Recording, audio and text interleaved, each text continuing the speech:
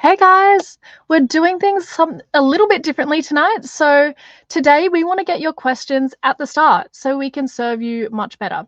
So give us your questions. Give us your questions. We want to help you with these straight off the bat.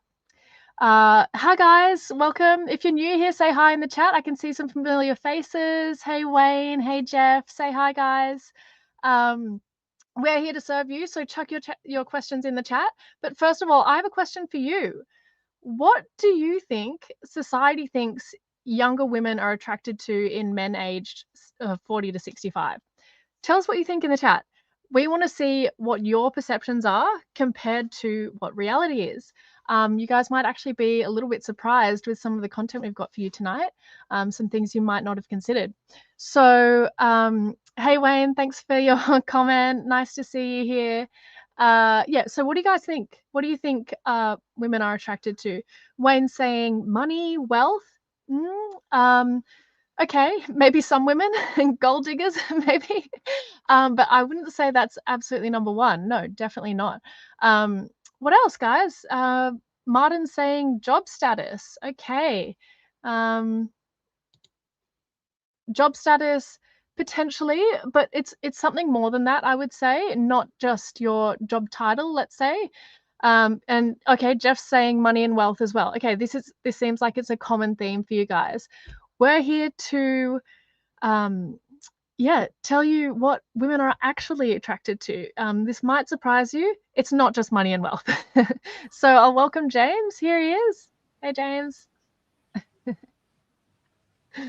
So what are we getting? Money, wealth, job status. Fantastic. Yeah. Okay, the next thing is, what are your questions? How can we help you? We've been doing this for a long time, and we're going to give you stuff I think will be really powerful. But the most powerful thing we can do is, how can we help you? So when you see a beautiful girl, maybe 20 years younger than you, in a cafe, you're sitting at work, she's looked over at you a couple of times, maybe you've dressed how Tess and I have taught you, and you're like, oh, what am I going to do? What goes through you? What goes through you? It's like, oh, she's like 20 years younger than me. She's cute. She's got a great body. I'm going to be that sleazy old man. My hair's gray. I'm bald. What do I say? Will people see me? Could that be her boyfriend that's over there? Does she have a boyfriend? There's all these things that go through your head. Tell us your questions. What's holding you back? What's stopping you taking action? What do you stress out when you're going on a date? Just help us help you.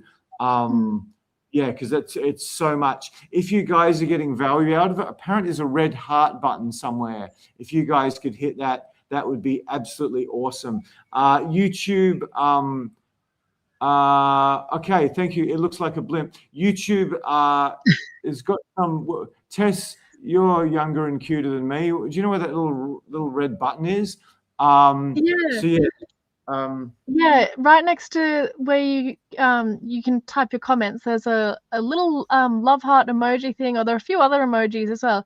Love hearts are good. If you guys resonate with anything we're saying tonight, click the love heart just to let us know, so we know what's really hitting home with you guys. That's going to help YouTube get us more people here and do these more often and give you more content and probably give out more free coaching calls. The big thing is, what are your questions? What are you afraid of? What's going through your head when a lot of guys say, that they're 55, they don't really want to date a 52-year-old or 55-year-old. They'd love to date a 35-year-old, but then, or some of you want to date a 28-year-old, but some of you are all scared about what could happen. So yeah, just give us your questions. Give us your questions. Jeff says he needs a total makeover. We are in the total makeover for men business. We're experts at it, 19 years of help. So yeah, just shoot us your questions. Hopefully there's no huge lag happening, and we could be doing pretty well. Okay, well, we might, I don't know, I'm trying to see where the questions come through, because there were some good ones. Okay, I've got a fantastic, Wayne's saying they make it hard for us guys. Women can be mean. That's very true. Women can be mean. Apparently so, when guys don't necessarily have the skill they might need. So if you're a little bit shy or not confident or sleazy, yeah, women can be really mean. So that's something to watch out for. They don't. Oh, brilliant! They don't know what they want. That's comment of the night. Congratulations! It is so true. Where was I? I was at a business event thing, and they were doing some self-helpy stuff where you've got to talk about what's holding you back and that sort of thing. This woman said she's got this guy she's completely batshit crazy about, dream guy, best in her life, but she's complaining he doesn't take her seriously. Or why doesn't he take her seriously? Because he's so focused on his work and business, but he's rich.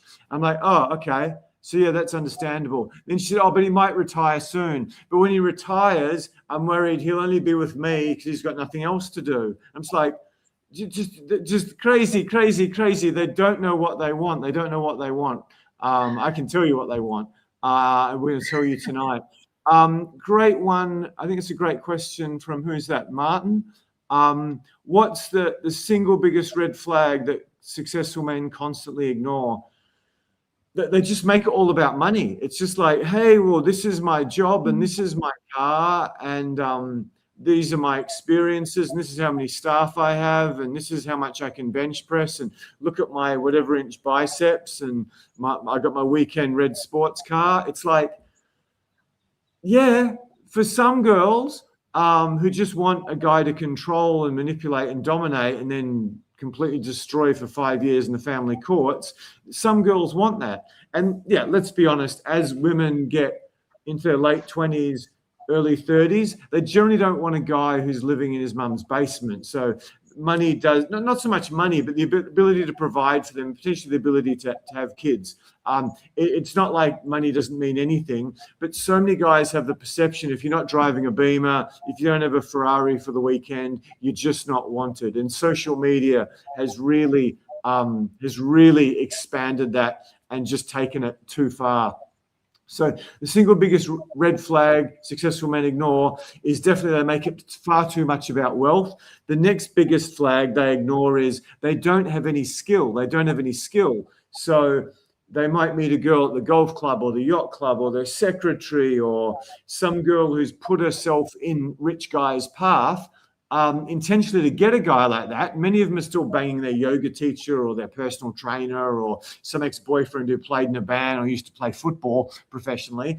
But then they use the successful guy as something to just shit all over and take his money, essentially. For any of you, who's Martin Scorsese fan? If you watch the film Casino, Sharon Stone has done a superb job of presenting the character who's still sleeping with her loser pimp ex-boyfriend when she's got like the number one guy in Vegas.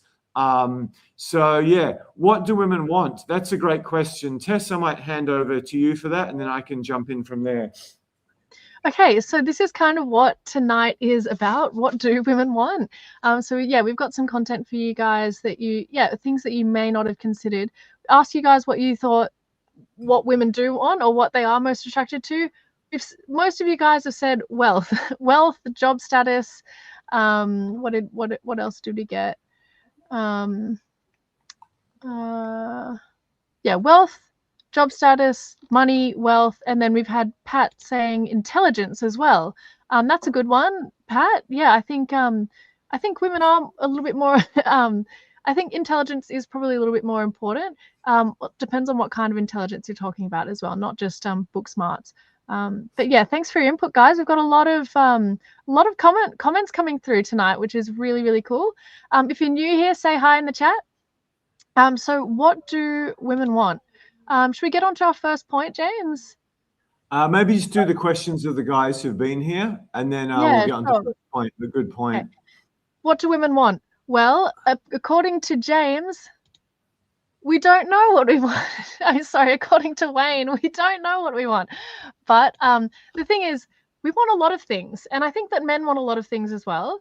Maybe not as many things as women, or a little bit more complicated. We want different things at different times, but basically, some of the core things we want in men are someone who's going to take the masculine role. He's going to be the leader. And that doesn't mean in absolutely everything, but in general, when men are able to be decision makers and take the lead, on dates or in the bedroom or just in life in general, that's hugely attractive. I think men who just have purpose and direction, and passions, that's a lot more important than wealth, wealth and job status, let's say. Having passions, being passionate about something and having purpose and direction is actually what it's really about, more than just money, right? As Pat said, intelligence, that's a great one, but more than just book smarts, we want connections. So we want emotional intelligence. We want social intelligence. That's huge. Social intelligence. How do you stand out in a crowd of men? What else? Confidence, obviously, masculinity, testosterone. These are all ones that we've talked about a lot, and we'll touch on more of these as we move through. That's I'll great. just try to we might just jump into it because we want to got a lot to get through tonight. So the first one is, do you get it? Do you get it? This is probably probably one of the most powerful of all. Tess, talk about female psychology quickly. Yeah. Well, why is the guy who gets women so much more attractive than a tall, handsome, rich guy who's just clueless? Whether that's for just short-term fling or the guy a woman might sleep with when she's got the rich guy. Why is that one of the ultimate cracks for women? A guy who gets it. They get your games, they get your tests, they get your ups and downs and whatever. Yeah. Okay, exactly. So when a man gets it, he understands that sometimes when we're testing him or, being short or pushing him away a little bit, it's not about it's not about pushing him away. It's actually about trying to get more attention or trying to it's about trying to get him to pick up on what's going on without us overtly saying that to you. And we do this a lot, okay? We kind of expect you to know what's going on in our heads without us saying those words to you. I don't know why we do this, but it's a test to figure out how well you actually know us, right? Whether you've just projected your idea of us onto the woman, or if you actually really know her on a deeper level. So we test that sort of stuff, and this is about testing loyalty as well. It's really, really important. So do you get it? Do you get when she's, you ask her a question, she goes, no, but what she really means is, yes, but I want you to try a little bit harder, right? Or what's another one?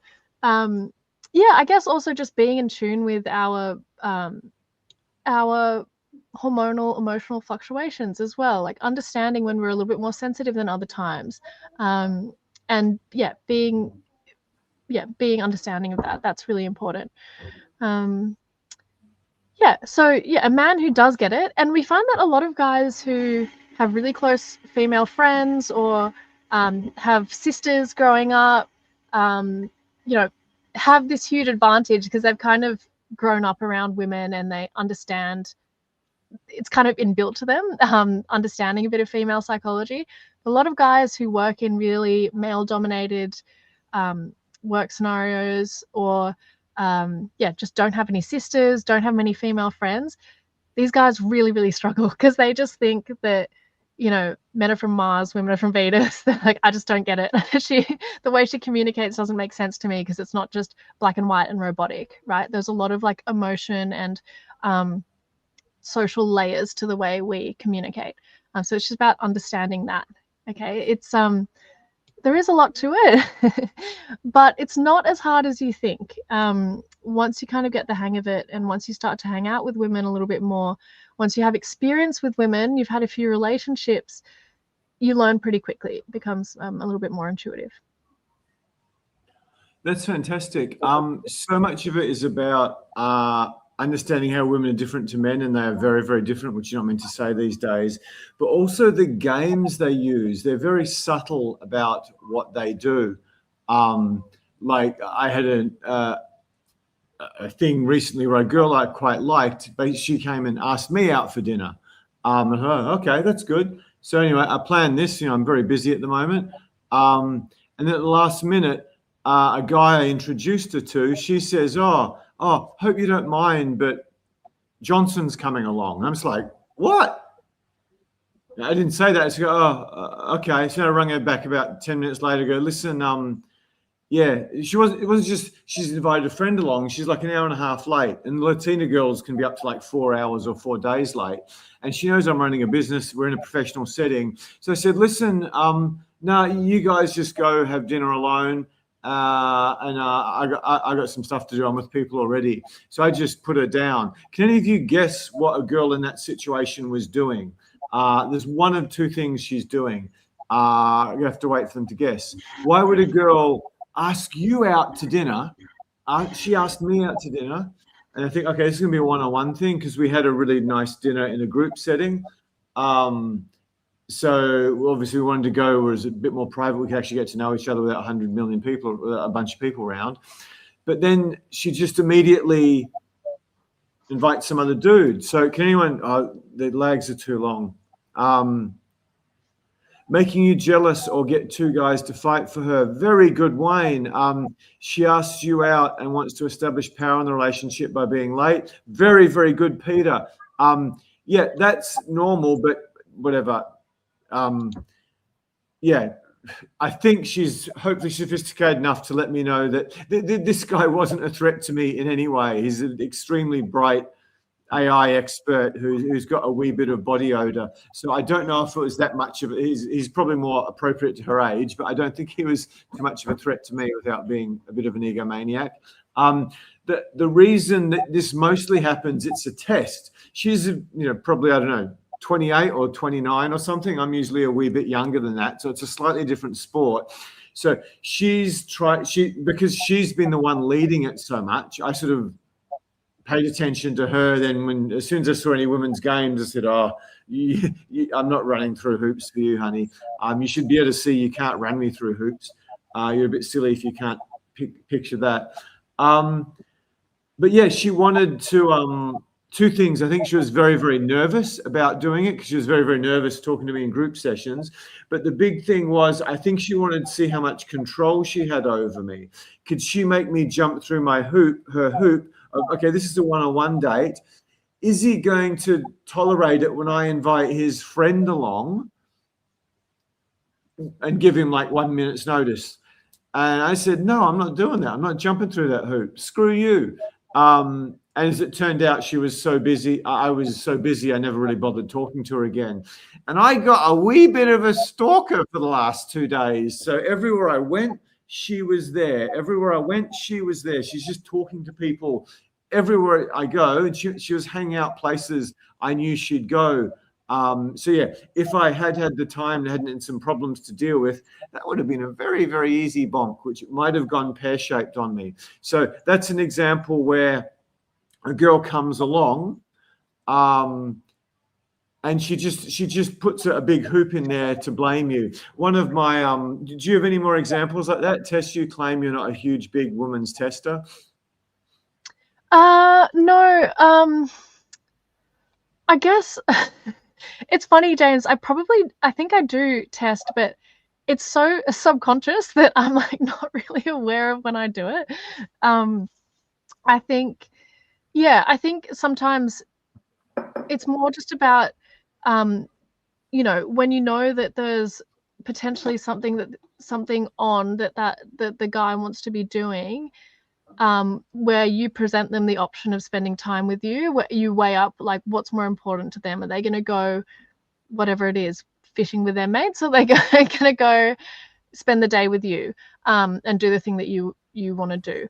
Or, things like that. Just where you stand in their life. So yeah, what James described was pretty similar as well. It is early on, early dating, but it's like, is he going to put up with me bringing someone else along? Is he just going to put me on a pedestal and just pine after me and do whatever, or does he have standards? Is he so yes, it's kind of, it's interesting because women, we want to feel special. We want to feel special, but we do not want to feel like we're the most important thing and the only important thing in your life.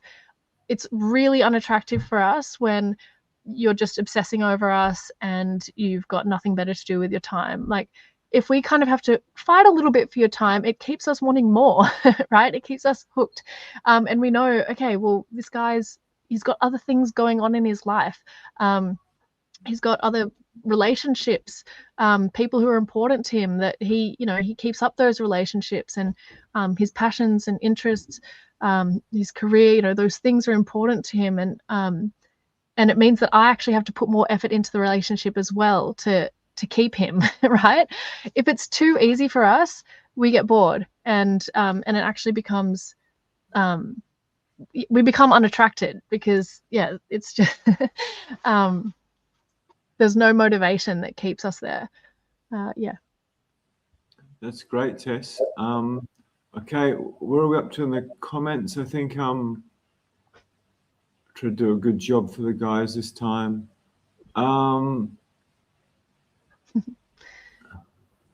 Oh, we've got a lot tonight. Thanks, guys. This is really good. This is really good. This is going to make what we do give you so much better. Okay, I think Wayne might be next. I feel they expect so much from men. We need to be interesting, have money, have friends, be strong, sympathetic, etc. If you're not a 9 out of 10 in these characters, I think you're a loser. That's very true in the most part. So what's Wayne saying? Have money. They want you to have a little bit of money. You don't need a lot. Skills, confidence destroys money. Yeah, they definitely want you to have friends. If you don't have friends, that's a really dangerous thing. We've had clients who may have had a bad run in life, and one of the first things we do is the skills that Tess gives you on Zoom and that we give you on boot camps, you got to use them to meet some male friends. Because if you don't have any male friends and you're trying to get a girlfriend, that's going to be a wee bit of a stretch. Be strong. Yes, women have to be strong. Sorry, men have to be strong. If you're a man, you have to be strong. Sorry, if you don't like that, go sleep with really fat girls, because women have to be slim and somewhat attractive. Men have to be strong. The feminists can complain. The men's movement can complain. But if you're a man and you're not strong, you're just a fat chick. Sorry, guys. Be empathetic. You do need that. Not a huge amount. Honest is more important than empathetic, I think. They just want to know where they stand with you. Empathetic is definitely going to hide. If you're not a 9 out of 10 in all these categories, I think you're a loser. This is where I disagree with you. If what Tess and I keep talking about, touch, eye contact, body language, conversation skills, reading signals, having a date plan, some sexual experience, some understanding of female tests and psychology, plus have a little bit of money, have friends, be strong, empathetic. If you can just be a 3 out of 10 in nearly all those categories, you're going to destroy everyone. You're going to destroy them. If you're a 5 out of 10, it's game over for most other men. So you don't need to be a 9 out of 10. You just got to beat the average American, Australian, Canadian, German, Dutch guy, which is so easy these days. It's just so easy. So that's a fantastic question from Wayne. Any follow-up questions, we'd love to hear them. Oh, they've thrown, where's Wayne's thing gone? I've lost Wayne's comment. Tess, can you help me? Oh, here we go. Oh, StreamYard made it all blue for me. Isn't that clever? Then they race down the bottom. Or they think you're not hot enough for them. That's my experience lately. There's no doubt if you're quite an attractive guy, especially if you're a tall guy, that makes it easier. But sorry, Tess, I should have given you a chance. But we're in a situation where attractive women in a country like America or Australia or Canada, which pretty much every guy is just completely dog shit at this woman thing, the women in most cases are actually picking up men themselves. Women in the Western countries are really now picking up men themselves, even though the men are too stupid socially to see it. So who do they go after? You guys pay me and Tess, quite a bit of money to learn to approach and have relationships with women. Who do you go after when you're being a chooser? Do you go after the fat girl who's miserable and has got blue hair and stinks and whatever. No, you go after pretty ones. So if you leave it women to their own devices to go after guys, then they're just going to go after the tall, handsome guy in a German car. What would you expect from them? But if you become an action taker, actually go after what you want, you'll see all these completely lonely women, some of whom are wonderful, who will just go crazy for you. The girl I was telling you about, I mean, she's half my age probably, or close to it. And there's so many stupidly hot guys around here.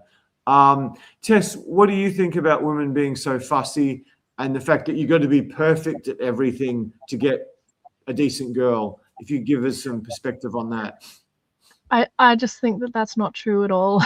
To be honest, no one's perfect. I don't think women expect you to be perfect at all. Women, like, we're not perfect either. So we know that about ourselves, or most women do. We don't think we're perfect. But, if you can just excel at a few things, you're literally putting yourself apart from like 90% of men, 95% of men, if you can just do a few things really well, okay? Because most guys have no clue. So yeah, it's not really that hard.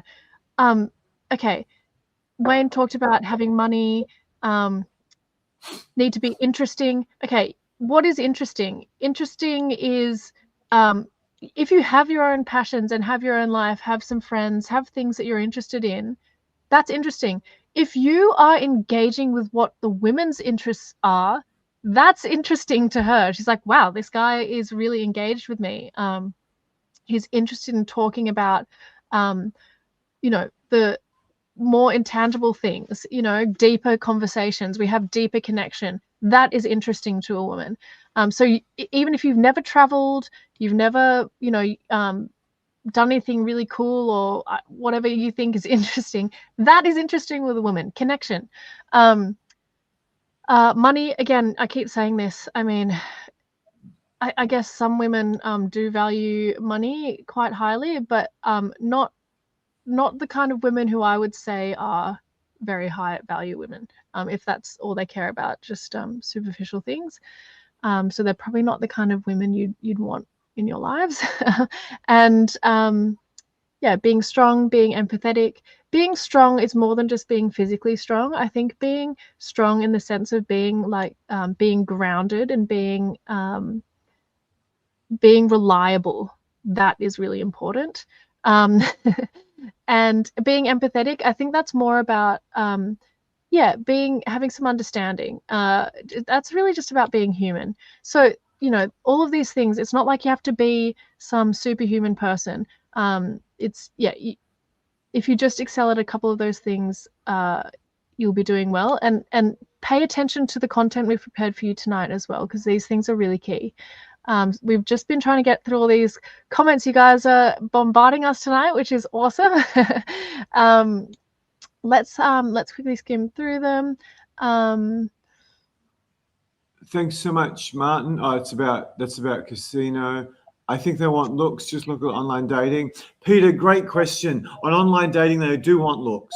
Because again, if you leave women to their own devices and there's no confident guys they can see who are leaders, who have friends, who are approaching them, they just go after the tall, handsome, rich ones. Of course they do. Okay. Why would they not? So it's internet dating for you. But they also, I mean, Tess might be about to interrupt to go. They also want to see that you've got a dog. They also want to see that you've got interests similar to them. I might let Tess run with this. That's exactly what I was going to say. Women are not just looking for looks, because if there's a guy, there's nothing more disgusting and repulsive than a guy who's like shirtless, pouting with a selfie, who's like at the gym going like, as their leading photo on a dating app. Women are just like, ooh, gross, swipe away. Okay, so what are they looking for? Yes, like looks is one thing. Obviously, physical attraction is one thing, but what is also attractive to a woman? I don't think we're as superficial as you guys really think. If you're if you're smiling, that's great. That's that already makes you more attractive than people who are like pouting and going in a photo, right? So that makes you come across as a person who's happy, who are happy, people who have good things in their lives, right? That attracts women. So if you're a confident person, you look happy and natural in your photos, that is attractive. If you have a selection of different photos of you doing different things, you might have some solo, some with a couple with friends, you doing the activities that you love, like action shots and stuff. Women love that. It paints a whole picture about who you are, what your personality is. We want that diversity. We want a complete person, not just I don't know, someone who does nothing with their lives and I don't know, just um, watches Instagram videos all day or something. I don't know, and never smiles. Like, no, obviously not. So, being attractive on dating apps, and also I think in general in life, is there's a lot more to it. It's not just about what you were born with, right? Yeah. I hope that explains it for you guys. If any of this is resonating with you, please hit the love heart button. That's really going to help us. So if you hear anything you like, click the love heart and we'll know. Thank you. Might just do 3 more comments and we'll get back to it. And women can just dump you so easy these days. They just block you on WhatsApp. They have no consequences. I've got to agree with that. Women are always looking for the next best thing. As a guy who, hopefully knows what he's doing and attracts some attention and knows how to put myself in situations with people where it is very easy and women come to me. That's one of the things I specialize in. Yeah, a number of times I'm walking around and I see a girl look at me and she's got a guy with her. I'm like, she's just looking for an upgrade. She's constantly looking for an upgrade. And that's unfortunately true in many of the capital cities these days. But as we keep saying, if you're just adequate at sort of 7 or 8 core skills, you're always pretty much always the upgrade guy. I'm skinny, I had a big nose. My jawline's not the best. It was weird pointy chin, sunken chest. I've had some... Unfortunately, I had to get some gay men to go to work with wax on my backside when I want to sort of sleep with girls for the first time, so I don't weird them out. Yeah, I'm not exactly a male model. My nose gets into the room a long way before me. I've got this stupid big patch of grey there, and then I'm not too bad everywhere else. I mean, what the hell's going on there, God? Why did you do that for me? If you just can't you just spread it out a wee bit rather than just big fucking chunk of grey there? What is it? I don't know. Anyway, so yeah, I'm not exactly an oil painting, but yeah, I'm getting the girls off guys 20, 25 years younger than me. No problem whatsoever. And it's not because of these, can you see it? Not because of these big whopping biceps I got here or these perfect pecs. Anyway, women crave domination. That is very, very, very true. Both in the relationship and in the bedroom, because if they feel, this is probably one of the most intelligent comments, because if they feel like they're with this masculine energy who's in control, who solves problems, who protects them, who problem solves, who just gets what he wants in life, that's one of our points in a second, nothing comes close. Nothing comes close. Nothing comes close. And in the bedroom, the vast majority of women want a guy who just takes complete charge and gives them and knows to give them what they want, but we can do one on that another time. Okay, we're up to Heart from Wayne. Passion is so important. They are testing you. We'll come back to that in a second. We'll get on to our next banner. Okie dokie. I don't know if there's too many literary lovers on this one, but one of the best-selling books of all time, I believe, is called The Fountainhead. Someone asked what books help teach female psychology. Howard Roark from The Fountainhead. This is the Michael Jordan. This is the Shakespeare. This is the ultimate, exactly what women want. And he's not attractive, and he's got red hair, and he's got bad posture, and he's weird and shit. But he is the greatest man probably ever written into, I don't know if you call that Fountainhead literature, but ever written to literature. You need to be bulletproof psychologically. This is the ultimate girl crack. This is the ultimate girl crack. Fuck, tall, handsome, all this stuff. If they just can't even touch you psychologically, you are the man they want. You are so the man they want. It is not even funny. Now, I'm talking about myself because it's a reference point. I had a god-awful childhood. Like, you can't believe how bad it was because of my wonderful mummy who made Sharon Stone look like Mother Teresa. So yeah, nothing in my adult life can really get worse than my childhood. Like not even close, nowhere near. So no matter how bad it gets, I can sort of just hopefully see a way through and just keep putting one foot in front of the other and get there.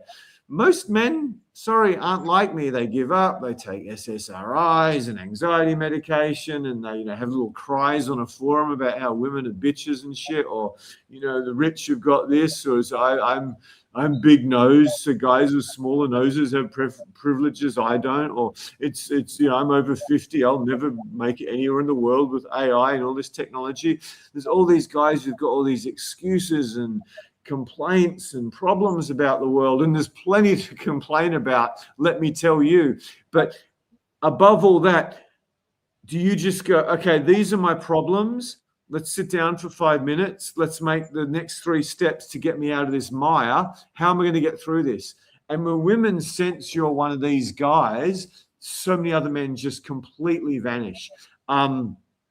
So yeah, the girl I was telling you about, she because she was pissed off, I stood her up on the date when she brought someone. Next time she tried to talk to me. I was like, I'm busy, So she got a bit narky with me. But I'm just like, so what? There's plenty of other girls here who want to sleep with me. Go stalk me for 2 days. You had your chance. I just don't give a shit. I'm not exactly looking to sleep with another girl in life.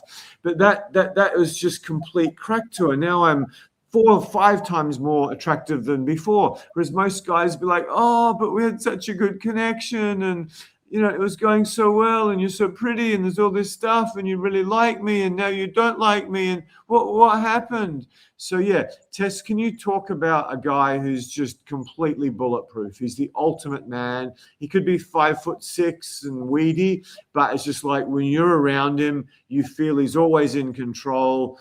You're protected. He's going to solve it. You can just become really feminine and sweet and adorable and caring in the role.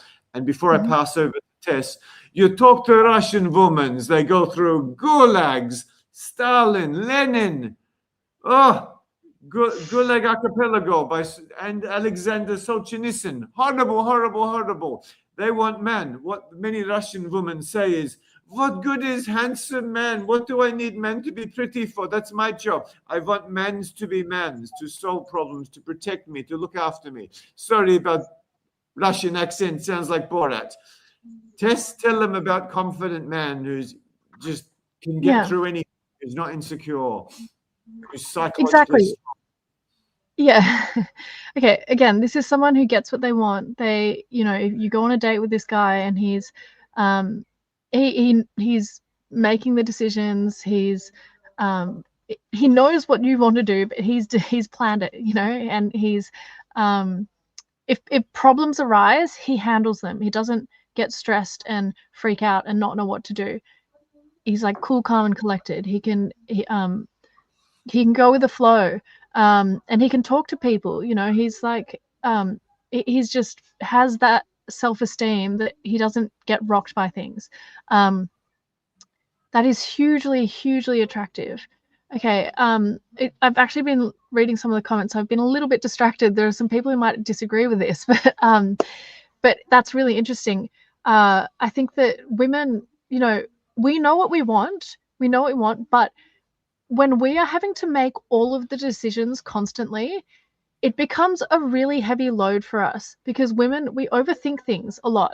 Okay, and so when we're constantly we've got a million things going on in our lives, and we're always planning for the future. I'm sure you guys have noticed that women, we're planners. We always want to know what the variables are, and we're planning for things. So when we can go on a date and not have to do those things, and we can just rely on the man to take charge. Same within the bedroom. It's a huge weight off our shoulders, and we can actually relax. We can relax. We can enjoy ourselves, and because we know we can rely on that guy. We don't have to be, he doesn't have to ask permission for everything and be asking our opinion on every little thing. It becomes a huge weight on our shoulders. So when you can lift that weight off a little bit, it actually allows us to fall into our femininity a little bit more. and explore those things. I think it's really a shame that women, we take on a lot in today's day and age in our modern society, and we get trapped in that way of thinking as well, that we like having full control over everything, and yeah, because we are planners, and this is why women usually become the administrator of a household, let's say, because we are planners. We kind of like take that into other areas of our lives. But what that does when it's 100% like that is that we there's no balance, and we become frustrated in relationships when we are having to make all the decisions and yeah, be in control of everything. And that's where things start to feel toxic, right? Because women are lashing out because they're stressed and they're not happy, because they have this huge mental load, right? So when you can show her that you are dependable and reliable, and you can take some of that load and create balance in that relationship, she's going to love it. It's going to be so much more healthy, and she will appreciate those things, and she's going to be way less snappy and narky and cold, and she's going to be a lot more loving. So yeah, have a think about that, guys. Yeah, I was reading some of your comments. There's someone who said his ex-wife, we'll get to it, likes to, yeah, is a complete control freak and hates being told what to do, from Wayne. Yeah, so this may have been something that's developed over time, that there's been this dynamic that over time she's felt like she hasn't been able to rely on you, on that man I was just describing. So over time she has felt like, okay, I need to be in control here. I need to be, yeah, doing everything, because yeah, I can't rely on my man to be doing those things, which is not a nice place to be. So if she's if she's like that constantly, and yeah, she's a control freak, but she thinks she likes it, what it actually is that she would love to not be like that, but she feels like she couldn't rely on you, to take control, in a way that was acceptable to her. So yeah, this is something. It's actually really common in today's day and age because of some of our societal norms which are changing.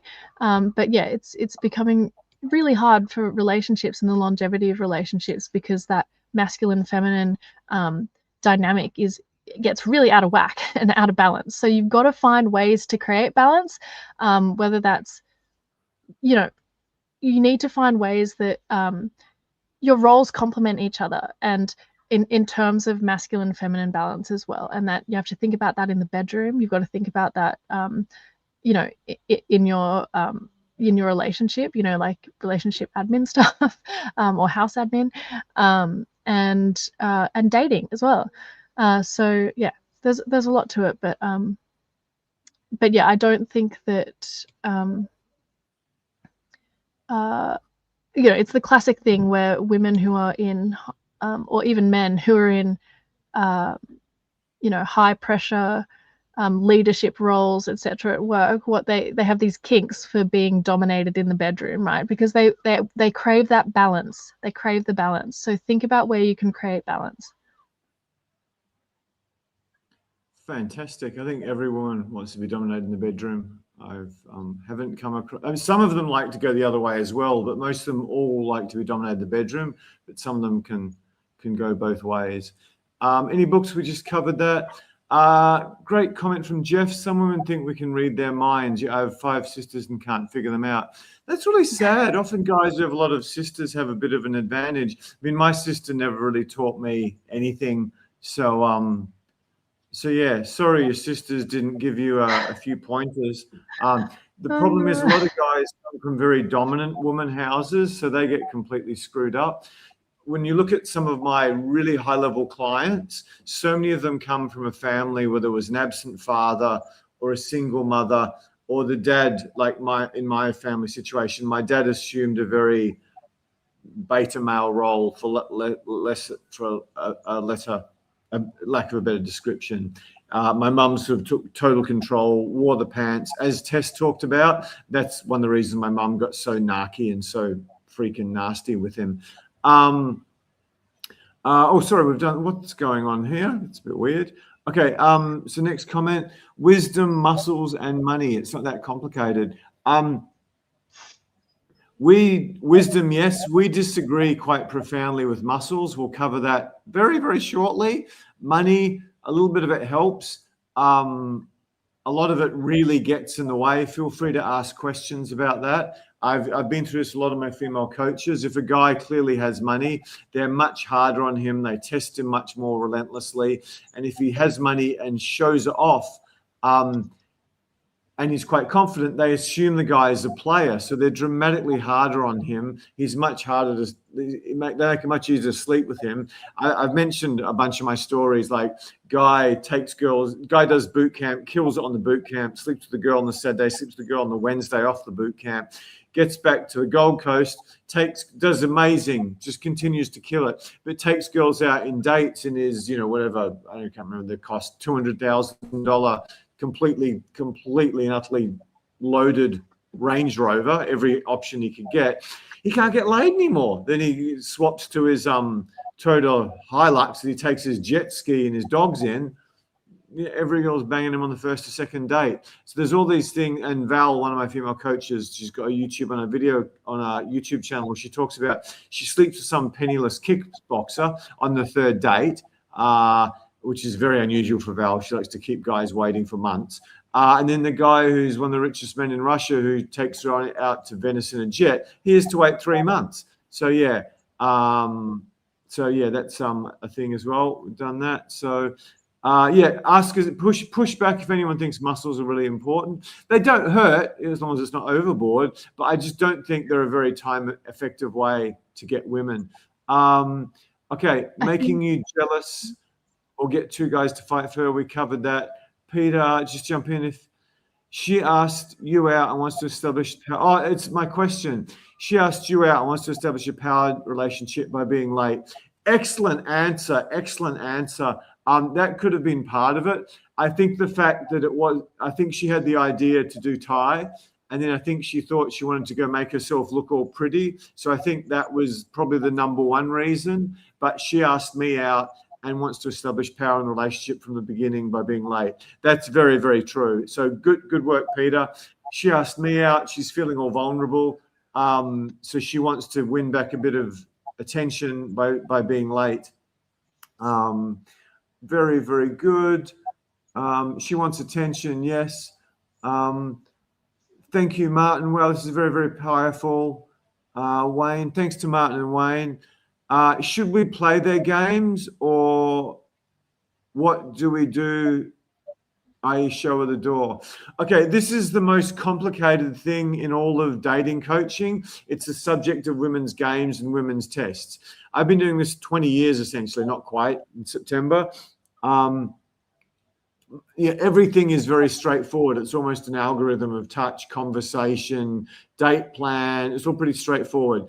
Women's psychology is extremely complicated, and women's tests is like particle physics. It's so complicated. Something happens here that makes no logical sense with something that happens over there. Generally you don't want to get down in the mud and play their games. And so many of women's tests, it's like she does something. I mean, an argument that one of the things I've fallen for in my relationships is when I'm not giving a girl enough attention, or I'm not banging her enough or something, or she feels I've been disrespectful to her, she'll pick an argument. Women know, like, I don't back down on arguments easily at all. So they know that's my weak spot, where they're not getting screwed enough, or they're not getting enough attention, or they're not getting something, or just having a bad day and they want to sort of take a chunk of energy off me. So they just pick some useless argument. I might have shared, I was living with a girl who I just wanted rid of so badly, but she had a bunch of excuses about Sydney property prices and this and that. I just wanted her to get out. We're having an argument one day. She goes, You never wash your hands after you go to the toilet. You never do it. It's disgusting. It's absolutely disgusting. I'm like, I wash them after number twos. I'm not doing it after number one. I drink a lot of water. I'd be sitting washing my hands all day. It's really stupid. And she just goes on and I'm not washing I didn't back down. I was a man. I'm not washing my hands every time I go do a wee. And she goes, you're completely disgusting. And eventually I just sort of, screw this.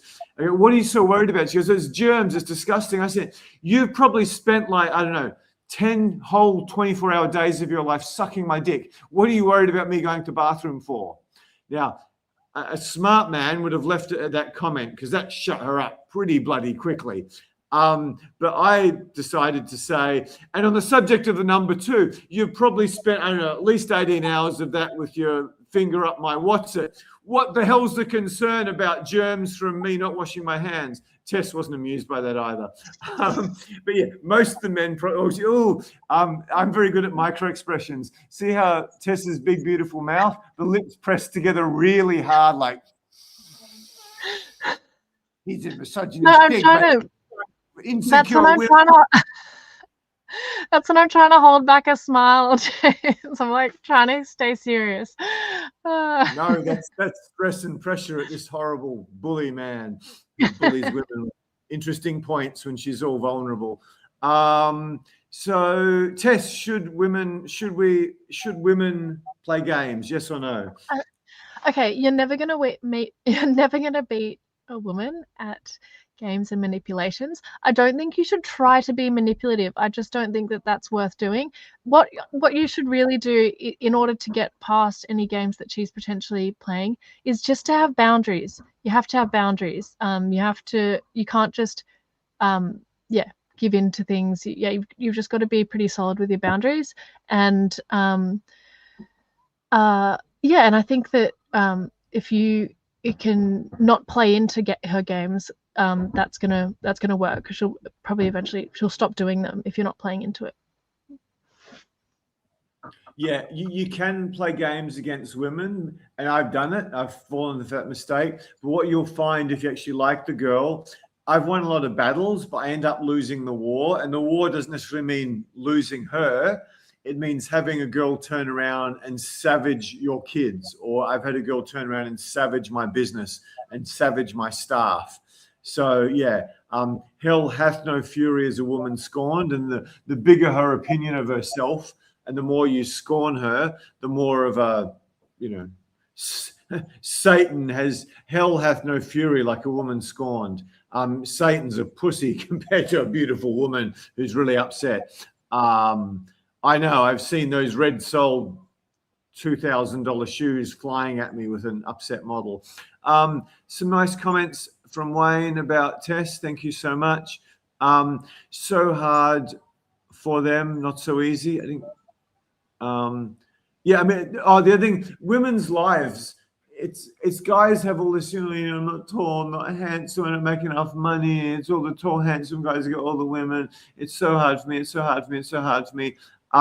It is. It is really hard to be a man. And if you're a shorter guy, it's extremely hard. It's like society is completely biased, racist, heightist against you, but no one has any sympathy for you. So one of the things that I'm so passionate about as a dating coach, helping shorter guys.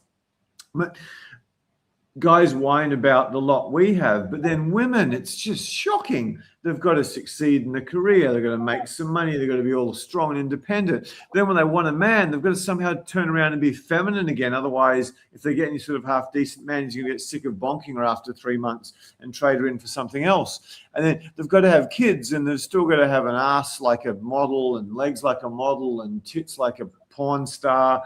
And they're going to be CEOs, they're going to travel, and they're going to find the perfect guy well before they hit 30 and start popping out kids and continue to dominate in the bedroom. So all these guys whining about how hard men have it in the real world, in the modern world, I agree with you. It's tough. It's really tough. But yeah, to sort of not see that women have it probably much, much worse than us, because these guys go, oh yeah, but when she's 23 and she's tall and she's got nice tits, the world is her oyster. Yeah, it is. The world is her oyster, no question. But yeah, that doesn't last very long, not very long at all. And girls who try to make it last a bit longer with help of a few snips and needles and whatever these girls get up to, that can go seriously freaking pear-shaped on them, and they turn into this Martian freak show human, even though they're, you know, on the cover of magazines or walking in Milan or something. In their 20s, they get to 32, you know, the procedures stack up or they get the wrong one. They look like a freak show and no one wants them anymore. Okie dokie, we might get back to the points. We'll do this one, then we'll move on. What's the best way for analytically thinking men to get used to talking about their feelings and emotions instead of facts and data? You mentioned that most of your clients have difficulties with that. I'll let Tess. That's tough. Tess, I don't want to contradict you. Okay,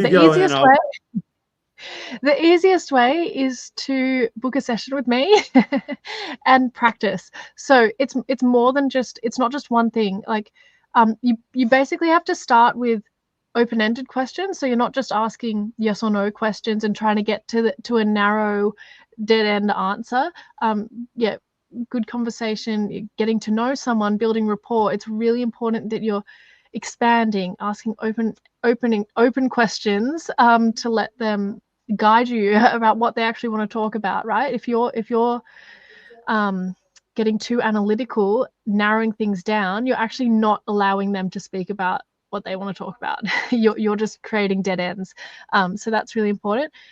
How do you talk more about feelings and emotions? You don't necessarily have to be like opening up about your emotions, etc., if that's not something you want to do. But you need to allow the woman to do that, because we love that. We love that. The way we think, it's all about feelings and emotions. Like, you know, when two women get together, all they talk about is relationships and how they feel about different things. So you really want to tap into that and just let them communicate the way we like to communicate, right? So it's about asking good questions around feelings and emotions. Talking about your own feelings and emotions might be worth doing if you're kind of connecting with her and relating to what she's talking about. But you don't necessarily have to take the lead with that stuff. It's more about you opening up that space for the woman. That's great. I may have taken the question wrong. Are you talking about the man's feelings and emotions, or encouraging women to talk about hers? We're all for women talking about their feelings and emotions.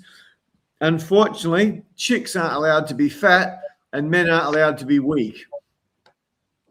If you don't like the world, go and suck dicks. If you, like, yeah, that's the thing that will turn women off the most. If you're a man, you've just got to be strong. There's no two ways around it. In the context of a relationship where you can talk about, you know, vulnerabilities that you overcome, but you're not really allowed to have much in the way of vulnerabilities now, because it just turns women off.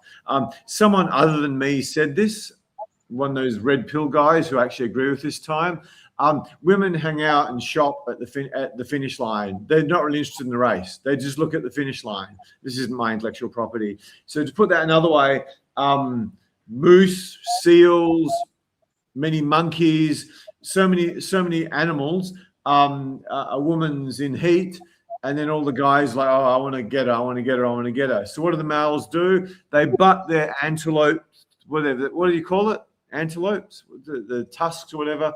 They bang their heads together till one of them dies, or the seals, they're big, whatever, fucking sharp teeth. They just smash each other's skulls with their teeth till one of them dies.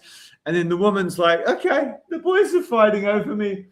I'll just go brush my nails, or maybe I'll get a little Brazilian, the little seal with long tusks, maybe gets a Brazilian wax for the man who gets her.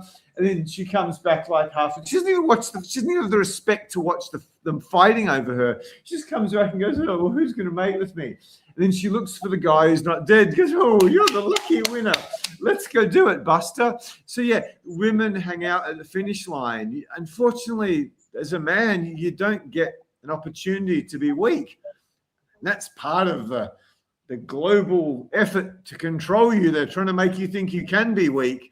You can't. You've just got to be a man in all situations. That's why when I talked about the Howard Roark effect, that's probably one of the most important of all. You can't be weak. You've got to be strong the whole time, emotionally strong. You can be a skinny little twerp like me, but you've got to be strong emotionally. You can be short and whatever, but you've got to be strong emotionally. As the Russian woman said, what good is man who is pretty and handsome? I need man who'll be man to protect me. Okie dokie, we might get on to next point. I think these are really good. Let's give us, if you could keep a rough idea of where we're at. 3, style, not biceps. This is one of the biggest cons that's been sold to men in the last 50 years, all started by Mr. Schwarzenegger. If you look back at whatever, who's the guy from The Doors? Jim Morrison, the great actors, Cary Grant, Jimmy Dean, if you look back at this, Mick Jagger, if you look back at all the sex symbols, Leonardo DiCaprio young, Brad Pitt young, all these sex symbols, they're not big muscly dudes in the main. I mean, Sean Connery's muscly to an extent.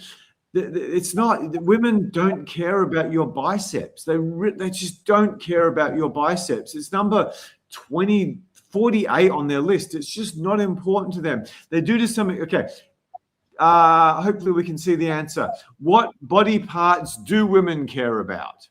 Boys, what body parts do women care about? So yeah, what women, there's a story that I believe is true, but it could be one of those things that gets repeated. There was like a 5'9" sort of Greeky guy with hairy neck and back. And there's this tall, like 6'4" male model, alpha male, looks like that, jaw like that. And some psychology students were doing an experiment where they invited a bunch of girls in. They were thinking they were going to get some sort of job in, I can't remember, entertainment or something. So hot girls. And then the woman who's leading the panel, oh, those 2 guys are friends of mine. Which one do you like the most? Now, what happened was the guy who was like Brad Pitt times 10, he just had some nice trainers, some jeans and a t-shirt that fitted okay, showing off his great physique.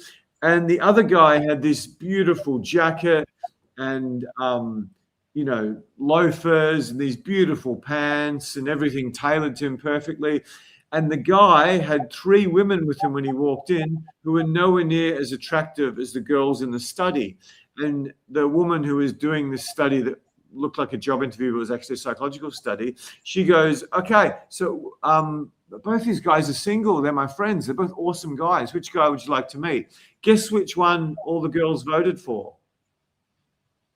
The dude with the carpet back who was short. I think he might have been balding a bit from memory of the story. It's because women want social proof. And if he's dressed beautifully and he's got women with him, he's pre-selected. The tall, lonely and living with his mum's basement. He spends his entire time doing bench press and arm curl and tricep curl and sit-ups. The fucking loser in the eyes of many women. So particularly once they get over a certain age. So yeah, you've got to understand, women want guys who can rise up social hierarchies. Women want guys who can rise up social hierarchies. That's why the way you dress is everything. It's everything. And you don't need to design label suit. You need to look like everything's tailored for you and it suits your colors. And like, if I was going on a date with a girl I was crazy about, I wouldn't show off these spindly little arms. I'd wear something long sleeve, probably still a t-shirt, so I'm casual. And every student we coach, we can make them better and better. Tess, do you want to talk about style, not biceps? Yeah, absolutely. Yeah, James, I really like that example that you gave. I think the biggest thing from that is the fact that he had other women with her. I think that women, when they see that, they're like, oh, who's this guy?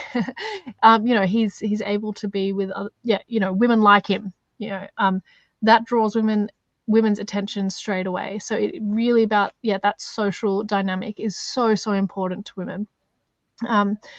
So style tells you a lot about that as well. right? So yeah, if you can be really ripped and really attractive, whatever, but if you're wearing clothes that are not well fitted, have, I don't know, some designs on them that women just don't like, she's gonna think, okay, who's that guy? He looks really childish, or he looks really this, or he doesn't, whatever. I'm not talking to him because it's not the way he's presented himself takes away from what's underneath, right? Whereas a guy who might not have all of those assets, but presents himself really well, that's going to draw the woman's attention, right? So if you just compare the two, it's pretty easy to see that. We've got a couple of comments through. We've got some people disagreeing as well, which is interesting. We'll speak to you. We'll definitely, we're here to address all of your comments, so we will get to you. Sorry, we're a bit behind in all the comments. There have been heaps of them coming through tonight. But if you disagree with us, that's cool. Put your comments in the chat. We're here to have a chat. So if you agree, hit the love heart button. If you disagree, whatever, put your comments in the chat, and any more questions about any of the content that we're bringing to you tonight as well. We welcome everything. We might get some guys who push back. That's really valuable. Okie dokie. Tess, could you keep track of the last comment we had before we get to comments related to this question? Okay. Yeah. Thanks, Omniscient Shogun. Physique matters way more than you think. A nice body screams discipline and good health. I've been surrounded by women most guys would consider 9s, 9.5s, maybe more, many of whom have a degree. I've surveyed these women. They just don't care. For many of them, it's a turnoff. It's like, this guy's got a bigger wardrobe than me. He spends his entire time doing sit-ups and push-ups and having protein powders. Women want a guy who's out building a life, building an empire, making something of himself. They don't want, particularly a guy in his 40s, they don't want some guy who's some gym rat. Now, if you're a boxer or you're a rugby player or a football player, that's a bit different.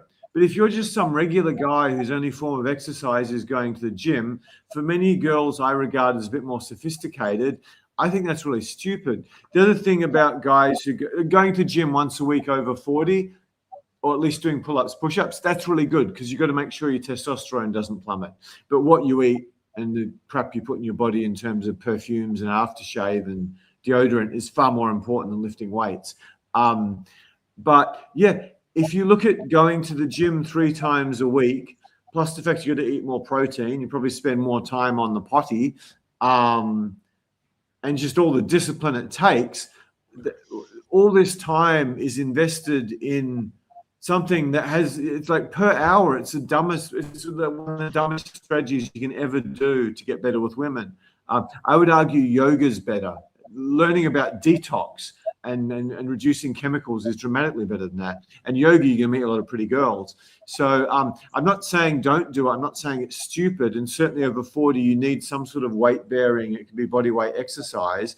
But if you're investing 3 hours a week in the gym, plus getting there and getting back, plus all the extra protein you eat, which, increases the amount of sleep you need, as distinct from yoga or some sort of training where you're pumping your heart rate a lot, I think it's madness. Don't listen to me, listen to Seneca. He goes, I can't remember, there's nothing more silly than men lifting weights to broaden the shoulders and back.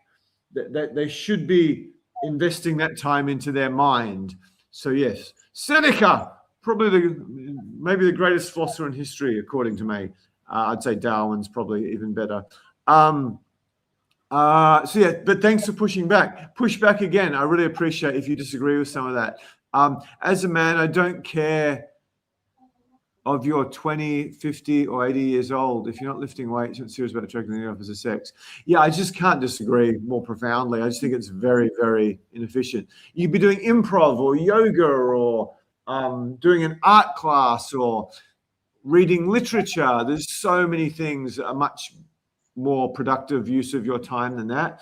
And if you really want to get your testosterone up, do jiu-jitsu or some sort of fighting sport. That's going to get you 10 or 20-fold more results with women than just sitting doing bench press in an air conditioning gym with all these horrible fragrances, eating protein powders that got God knows what in them. But anyway, everyone disagrees with me. But yeah, no, we really appreciate your opinion here, and I think that I love what you said about this comment here, that a nice body screams discipline and good health. Absolutely, I think that discipline and good health are really attractive qualities, but I don't necessarily think just lifting weights in the gym means good health or discipline. Like a lot of times, yeah, these guys, you're just pumping yourself, injecting yourself with things, and working on really isolated muscle groups, which is actually completely non-functional. So when it actually comes to moving your house and having to lift furniture and I don't know, move your body in a dynamic way, you can't do it. And you've got these huge biceps that like stop you from even bending your arm fully or being able to turn your head because you've got these huge like traps. I don't know. There's definitely a fine line with this stuff, and I was exaggerating there to make the point. But I think I absolutely agree that good health is attractive, and also discipline, as in you've got a passion about this sort of thing. But you're really, if you are spending all of your time doing this, or this is your like one of your biggest passions in life, you're probably only going to be. It's a very superficial level thing. So you might be attracting women who are a little bit more superficial, let's say, or it's not really. Again, I'm coming back to balance. I think balance is really important. So you need to balance this with other things as well. And it's lifting weights is not necessarily. It doesn't just equate to good health. There's a lot more to good health. Yeah, I don't want to keep using myself. Clients do this too, but I used to do some push-ups and pull-ups at the outdoor gym in Bondi once a week just to stop my testosterone plummeting. Again, it's more important what you eat and the chemicals you expose yourself to.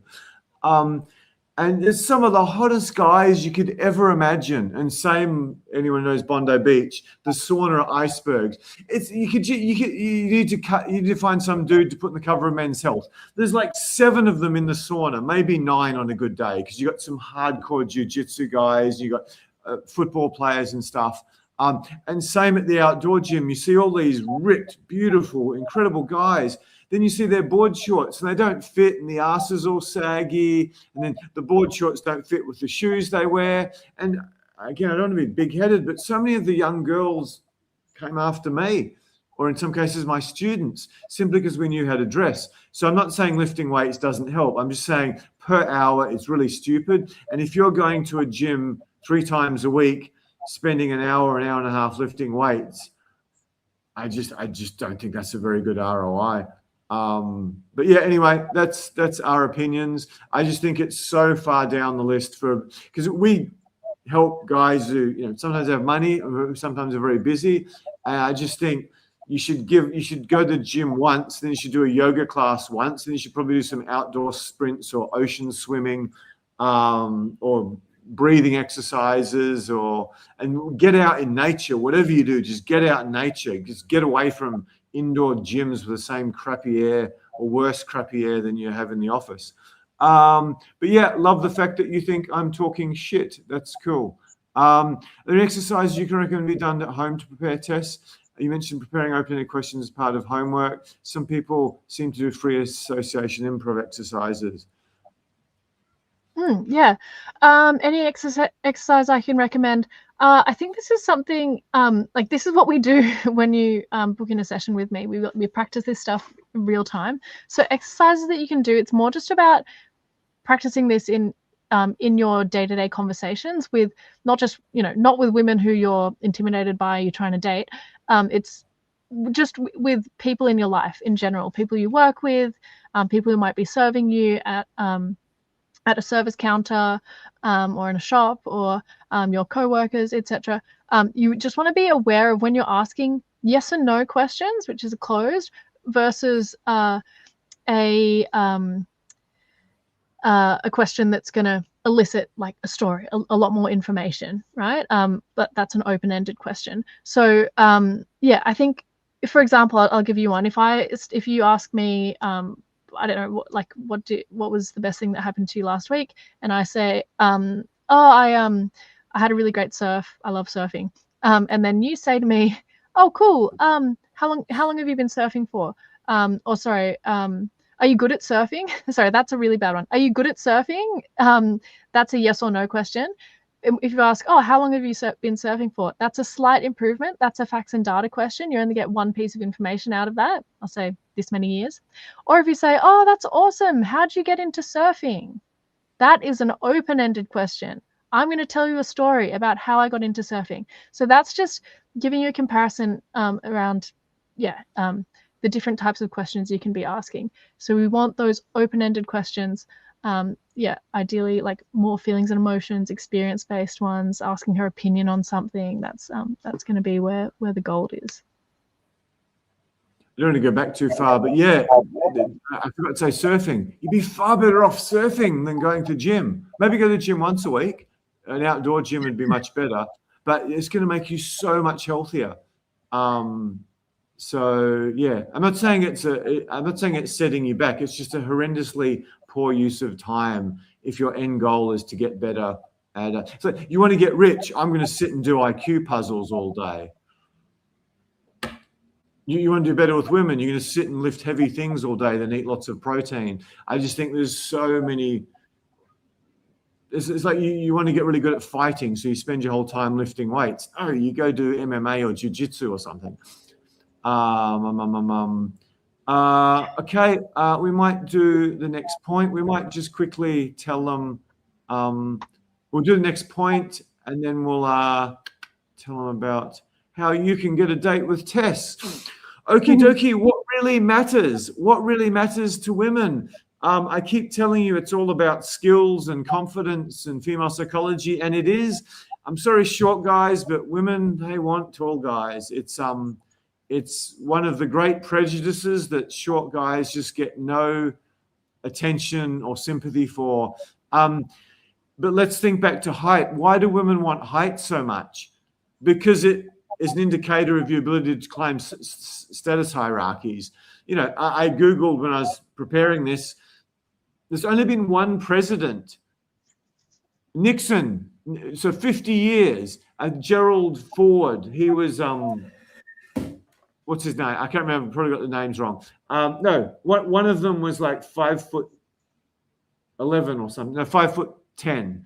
I think George Bush, the first one, he might have been 5'11" and a half, 6 foot. Everyone else is over 6 foot. They're nearly all between 6 foot and 6'3". CEOs, so many CEOs like 6'4" or 6'2". So women want height for two reasons. I'm just telling you the truth. I'm not here to lie to you. I'm not saying you'd go to the gym 3 times a week. It's going to help you with girls. I think it's a waste of time for that. But yeah, height helps. So the other thing is, reason women want height so much is because lots of women want height. Women know if they mate with a guy who has height, they're going to get more height in their kids. And then because they know that the preferences of all other women, the height's going to really help their sons, their daughters succeed in life, because we're so worried about height. I really love animals, so I used to feed lorikeets, Australian birds, beautiful birds. And like the social status a lorikeet who's like imperceptibly bigger than another lorikeet has is ridiculous.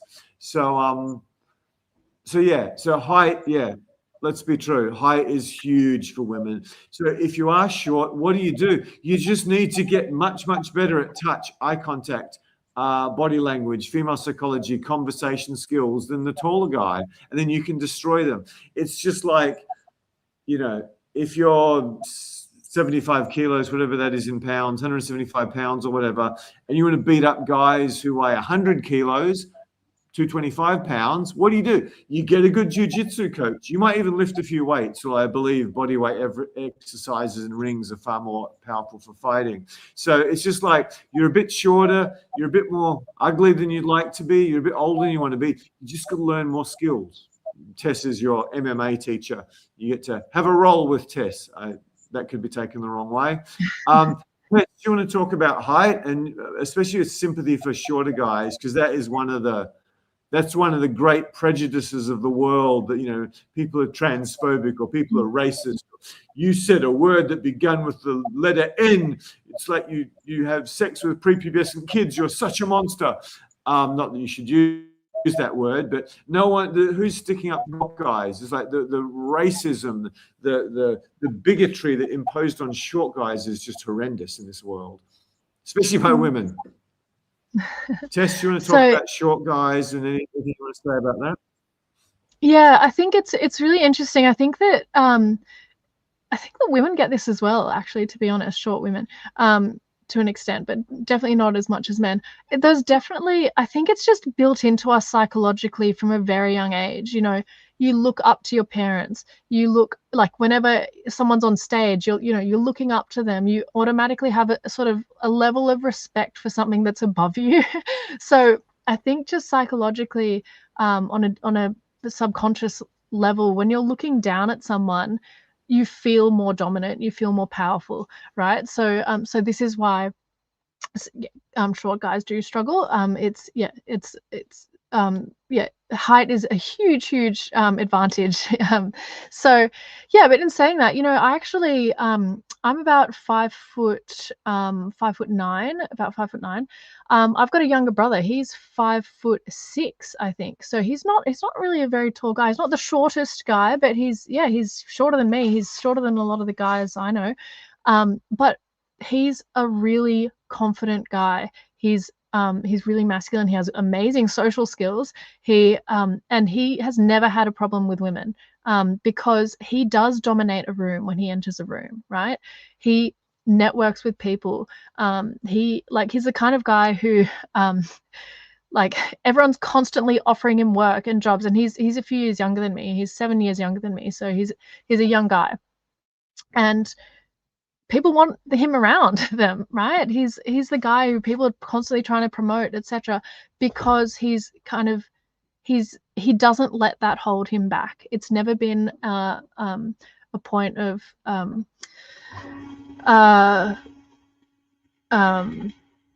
it's never been something that he's been insecure about, right? He has amazing social skills. He has loads of friends, loads of interests. He talks to people. He connects with people. He understands women. He's really lucky. He's a really well-rounded guy, right? So it's not the end of the world. So it's, there's a lot you can do to help you stand out to women. That's, if you're a short guy, it's really not everything. It is a huge advantage, but it is absolutely not everything. Thanks, Tess. I mean, I don't want to scare you short guys by telling you the truth, which is everything that we say is the truth. But yeah, the two greatest white guys I've ever seen with women who've been 5'5" and 5'7", and it's like, you'd never leave your girlfriend near these guys. They were freaking monsters. Not that I'm saying this is a way you should live. I mean, one guy claimed to get 178 girls, 178 days.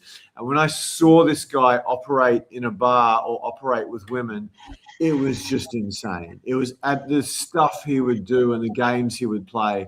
At one of my events, my advanced boot camp, I talk about this 5'7" guy, probably 5'6", with this enormous Roman nose, who was like my build or thinner. And he's like 5'6". He weighed 48 kilo. I talk about him quite a bit. And I've got like an hour of stories. The female coaches just laughed their ass off. This guy had like 15 girls on the go.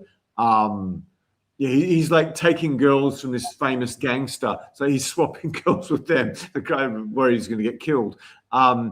He was insanely good, and so many of them were. Just a quick story. He used to go out with me. I don't know, he liked me or something. We had stuff in common. And yeah, he would walk up. He did the most confident approach I've ever seen in Australia. He just walked up to this girl and goes, "Hey, how you doing?" And she's like, and she goes, "Oh, hey, James, this is Deborah. Deborah, meet James. I thought I'd introduce you to James because he's tall. You might like him because you don't like short guys, do you?" she goes, no, there's nothing wrong. She goes, you just won't date with me or sleep with me because I'm short. And he just keeps, it's just, and like he goes up to, it's like the most aggressive approacher I've ever seen in Australia. Just every girl he's going up to and bothering him, trying to dance with them and grabbing things he shouldn't be grabbing. And when a girl rejects him, he just goes straight up to a girl way hotter than him and starts talking to them, and they talk to him. Then he turns around to the girls who rejected him and he goes, and he gets back to talking to the girls who he's talking to then. And then the girls he rejected, they come up and hang around him like a bad smell. How can this little short pipsqueak be so confident? The girls he got was insane. So any of you short guys, if you've got enough skill, there's plenty of hope. So for you short guys who want to get an edge on the taller guys, or you old guys who want to get an edge on the younger guys, or you whatever it is, what women find attractive in older men. We're getting carried away. So this is your beautiful coach.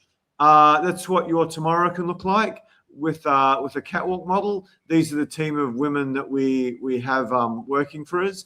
Oh, I should say this at the beginning. Everything I'm telling you, everything that comes out of my mouth is a consensus viewpoint of what this 50 or 60 mostly models, many with degrees, have told me about men. So what I'm giving you is a consensus of what a whole bunch of women have said about men. So when I say biceps don't matter, this is not necessarily James's personal opinion, or I can look at celebrities going back to say the last century and observe the fact that most of them are very skinny guys, particularly before whatever media got concentrated in a few hands. But yeah, when I say biceps don't really matter, they're a sign of vanity. This is like Taylor and Val and Natalia and Jackie and Clara and Tess. That's their opinions. It's not mine. We don't care. Many of them think it's just vain and stupid. And it's just like dating a guy who's got a bigger wardrobe than them, who spends more time in front of the mirror than them. They just don't like it. So yeah, don't shoot the messenger. I'm just telling you what all the hot girls are saying. I should go. Can you remind me to get back to the fact that we asked all the coaches which guy would they sleep with and which guy would they date? Because that's probably one of the best data sets on this subject that exists anywhere in the earth. Because if you look at internet dating, obviously they're going to go for the tall, handsome guys. Okay, so to change your life starting tomorrow, this can be what your tomorrow looks like, or maybe Tuesday if the times are available. You go on a date with Tess, blah, blah, blah. So yeah, so if you want to change your life this week, what happens is you get to date Tess, you got to practice approaching her. We do all this over Zoom. And yeah, she's going to sit there and just act like a hot girl would in the real world. And then, yeah, she'll be very sweet to begin with. And then she's going to give you approaching tips. She's going to give you dating tips. She's going to give you conversation structures. If you apply what she tells you, you should never run out of things to say again.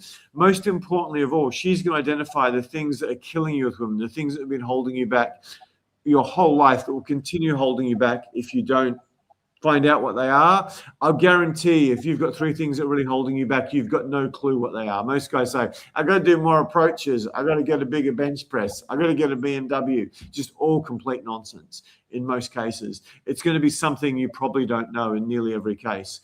And then you'll get a written custom dating plan with your top 3 action steps. That costs $1,495, but for the 2 days after YouTube Lives, or the 1 day after YouTube Lives, I haven't looked at Tessa's schedule yet. We'll put it up in a second. You can have it for just $29.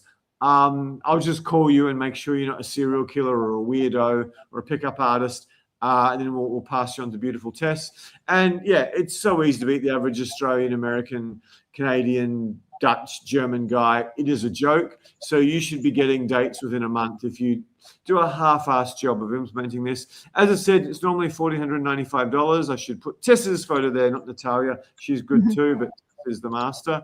So yeah, if you're interested, if you could just chuck the link in the chat. For you guys watching the replay, the link will be in the comments in the description. So yeah, please, yeah, if you want to change your life, this is a pretty damn good deal. For those of you who are interested in getting help quickly, you have to do a few Zoom calls to qualify for this, but we've got 2 spots last time I checked on April 9 to 12, and then we've got a whole bunch of guys lined up to get onto that. So yeah, if you're interested, just let us know. Okay, that's it. Oh, I'm giving away the answers.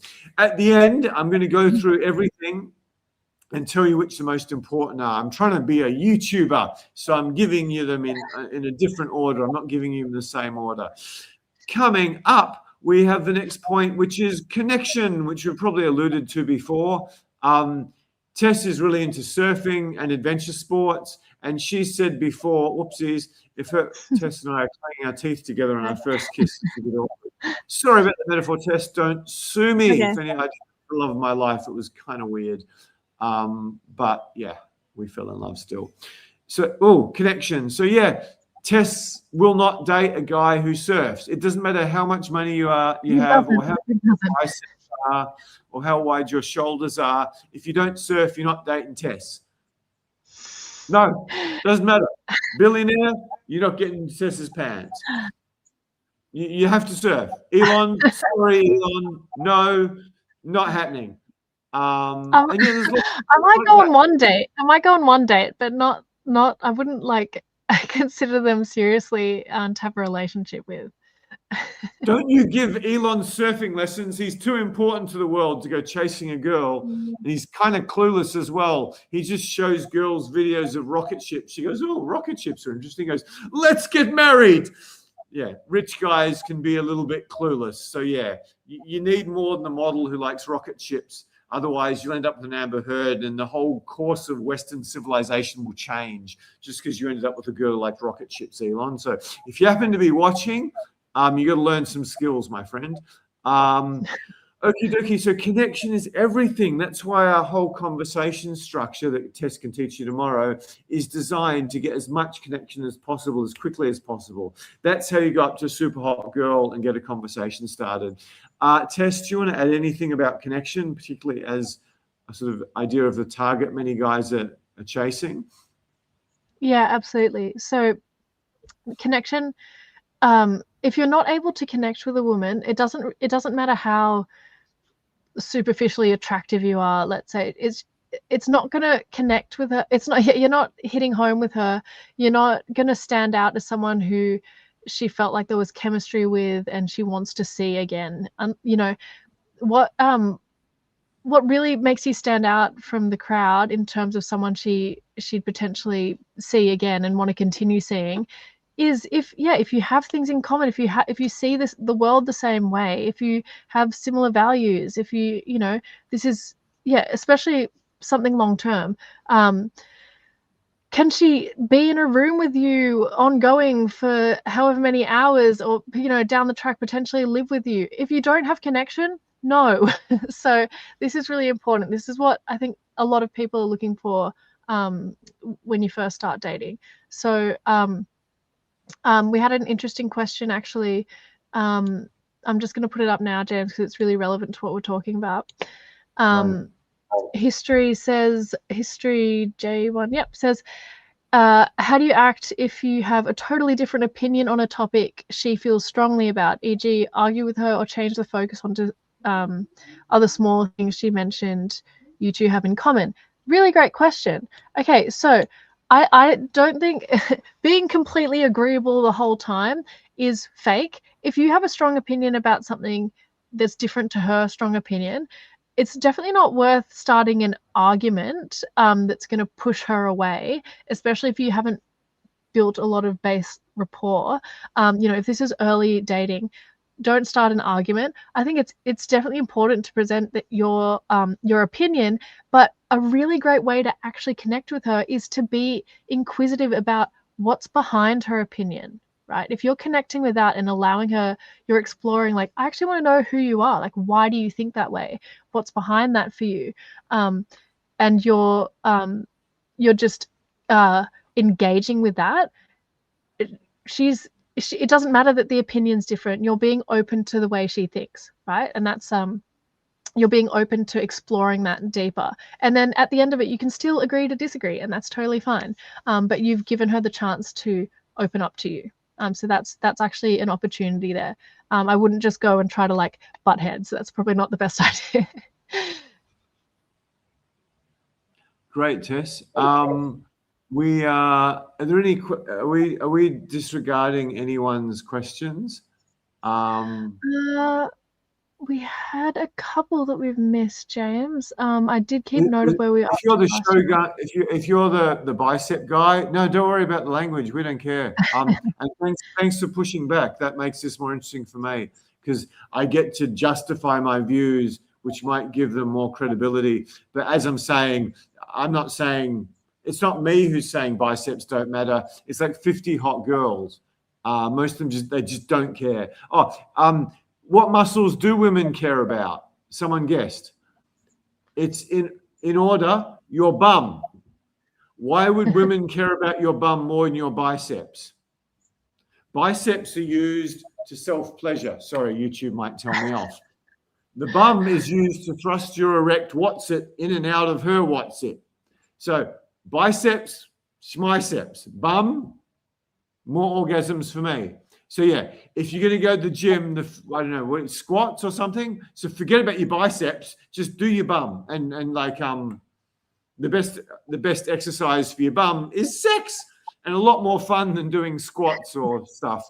I'm not saying once a week weight training doesn't have a lot of benefits for over a certain age, but you can get most of that with body weights, and like trail running. Like hill running does a lot of that, and you get to be outside. So yeah, you don't need to apologize for language. We love that. Feel free to say bullshit. So I've talked about connection. We might get. Did I have anything else to add to connection? Yeah, like all my girlfriends, all the girls I've spent any periods of time with, they're all very big readers of literature. I've slept with girls who aren't, but you know, it doesn't last that long. Nearly every girl I've taken seriously does yoga. In fact, I can't think of one who didn't. And it was a girl who was amazing for me, who led me to yoga. So yeah, connection is everything. We'll give you the final list in a bit. We'll just we'll get through the content in a timely manner, and we'll do the thing is. The number one most important thing of all is your ability to climb status hierarchies. That's all women care about. That is it. That's what women want in men. It's not biceps. It's not Ferraris. It's can you climb status hierarchies? That's a wanky way of saying how confident are you? How confident are you? We want signs of fertility and beauty. They want signs that their offspring can be protected. And I'm sorry, in 2026, that's not biceps. It's your ability to mix with people and mix with leaders and get people around you and form alliances of high-value males. That's what all our closest relatives, chimpanzees and dolphins and whales and many of the apes, many of the monkeys, and so many other animals. I think lions do it. What they do is, yeah, that's it. So everything, your success with women, this is probably more important than everything else put together. The insecure one is very important as well. You have to climb status hierarchies. I could be a bit of a wanker and say, rename social coach as in climb status hierarchies like a boss, or be the Michael Jordan of climbing status hierarchies, because that's what attracts women. That's all they care about. Women are programmed to walk into a room and sense the energy of where all the energy is going. And if you're the guy that's getting all that energy, you're going to get women. And I've proved it beyond any doubt this last period where I've been at a business networking conference, and there's some insanely hot guys here. There's like 2 or 3 guys who could easily be models, but I'm like, why aren't the pretty girls paying attention to them? Because I'm the one who's come in. They've seen me come in, and I know everyone in days. I know all the good people. So yeah, that's all they care about. That's all they care about. And you don't need to dominate a hedge fund. You can dominate the local cafe. You can dominate the local gym if you're a bicep guy. You can dominate the local yoga studio. You can dominate, the people who walk the dogs at the park beside you, or it doesn't matter, the tennis club. Just learn to climb status hierarchies with confidence. What is confidence? Touch, eye contact, body language. most importantly of all, conversation skills, understanding psychology, reading body language, reading signals, reading positioning, being able to look at people, understand where they sit in the status hierarchies of the room. It's so important. It's everything. It's more important than everything else. It's basically half of what it's the entire thing. You just need to be confident. Any survey of women, what they want is confident. Sometimes women in the top 5 will say they want a guy sense of humor. I don't think they want a guy who's funny. I think they want a guy who's weird. Why aren't the great comedians banging supermodels if women want funny guys? Doug Stanhope, Bill Hicks, Louis C.K., are they banging supermodels? No. Leonardo DiCaprio and all the rock stars are, because they're the ones who attract all the energy.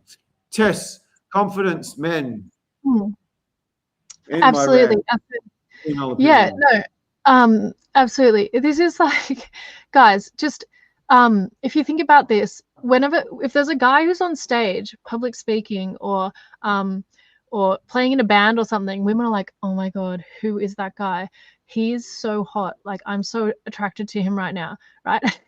Take him off the stage. He's just a normal guy walking in the street. She has no idea that he's a performer or public speaker. She doesn't take a second look at him, doesn't care, right? It could be no one to her, because it's the fact they're so attracted to men in that leadership role, in that alpha male sort of position, in that environment. It's built into us, right? Like, I've seen it happen to myself. I've been watching a band or something. I'm like, wow, that guy's hot. And then I'd take a closer look. I'm like, actually, is he that hot? I don't think so. I don't know. It is just, it's the context. It's the context, right? So if you're the guy in the gym who knows all the trainers, you know all the other regulars, and you're chatting to everyone, people like you. Again, going back to that example that James gave earlier in the night, that social psychological study, like asking the women who they preferred, it was the guy who had women around him, right? It's that social proofing, because women are like, oh, why do these women like him? There must be something about him. I like him too, right? So yeah, whenever you're in that role, like wherever you have the opportunity to dominate that context, that is going to draw women's attention. Okay, so for you, think about where that could work for you. Are you part of a club where there are women who are, do you like to go to certain venues regularly, cafes that you frequent where you're a regular? Talk to the people who work there, talk to the other regulars, talk to people, so that when you enter that venue, people are like, oh, hey John, how you doing? And then women were like, oh, who's that guy? Everyone knows him, Think about this. Where could this work for you? You're going to draw women's attention if you can, if you can be an alpha in that environment. It's so important. It's everything. You want to get better with women, become more confident. And confidence is a woman's perception of your ability to climb status hierarchies. That's it. Virtually nothing else. And everything else we tell you is just her perceiving. Women look, sense where energy goes, and they want to bang that guy. That's it. And to the extent that you're tall, it makes it easier to attract more energy. So yeah, push back on this. Anyone? I've got the dumbest ways to injure myself. Can anyone see this finger? I had a rather excited young lady on top of me, pistoning, doing her little thing, and I was trying to balance myself and just adjust the angle. I was hitting the old G spot. So she had a really wonderful finish, and I managed to send this finger like that. So it was basically at right angles. I had to go to a hospital at 1:30 at night, which was not a pleasant experience. They kept me waiting in the emergency room. So yeah, I couldn't do pull-ups for a long, long time. So I was down the Bondi Beach gym, and I don't think I could do 2 pull-ups. And there was a girl beside me who was pretty cute for a muscly girl, who she could do like 8 or 10 pull-ups by herself without. I had to have bands and stuff, and I needed to get even with the big thick bands, I could barely do 3. I was a pathetic wuss of a man. Had lats the size of an ant's dick or something. But yeah, she starts talking to me, and if I'd want to go on a date with her, I probably could. And all the big beefcakes were looking at like, what's that skinny old man doing talking to the hot gym girl? It's just because I was the friendly one who knew lots of people, who didn't dress like some bozo. So yeah, everything is about your confidence. Everything is about your confidence. I think I've said enough on this. Okay, we'll go to the next one. Okay, for my New York friend, V-shaped physique. So if you are going to go to the gym and spend time building muscles, bum one. Oh, I don't know what's second. I think shoulders and probably lats second, whatever gives you a V-shaped physique. And then abs, biceps, schmiceps, quadriceps, doesn't matter. So yeah, to the extent that that does matter, you just, anything you can do to give you a V. Anything you do to give you a V is going to help you a lot. But you can do way more of that through dressing properly than you can doing all the pull-ups and what's that called? Presses, some sort of press, shoulder press. I don't know. I'm not the big gym guy. I might have to start again. So I'm playing basketball against 20-year-olds who, some of them are like pros. So I might need to start lifting the weights a bit and eat more protein. But yeah, V-shaped physique is important. In many cases, that's a genetic thing, or it's the way you dress thing. And we help guys look like they've got much more of a V-shaped physique and not such a big gun. But Tess, jump in. Yeah, one thing you haven't mentioned, James, is posture.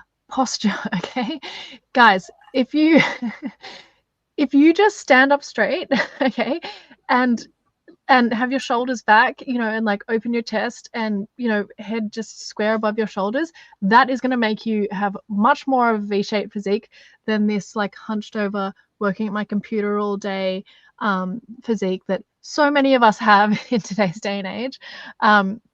So yeah, anything that you can do to improve your posture to get those shoulders open is really going to help more than just also like building that the musculature there. Posture. Okay, and this is going to help you so much in your health and so many other ways as well. It just presents so much about your, like, who you are as a person, your confidence as well. Like having that confident posture, it's your body language that you're projecting to everyone. So yeah, think about that. The biceps and gym junkie crew are going to say, do this one, which has probably got some truth to it. And that's going to help. I'm not going to debate that. What will really help is the wheel pose and what's that one? Cobra pose. If anyone looks at the speech, which got about 1.5 million views in 2 years, top 10 mistakes intelligent men make with women. I'll post it here. I'll post it here in a second. My posture in that was horrendous. I fixed that up through just doing lots of yoga. So I'm not saying that one's not important. I think it's one of the most important exercises to do in the gym. It's not just the bicep ones. But yeah, so V-shaped physique is very important and posture is very important too. Okay, for the gym junkies, the biggest benefit of the gym is it's going to increase your testosterone.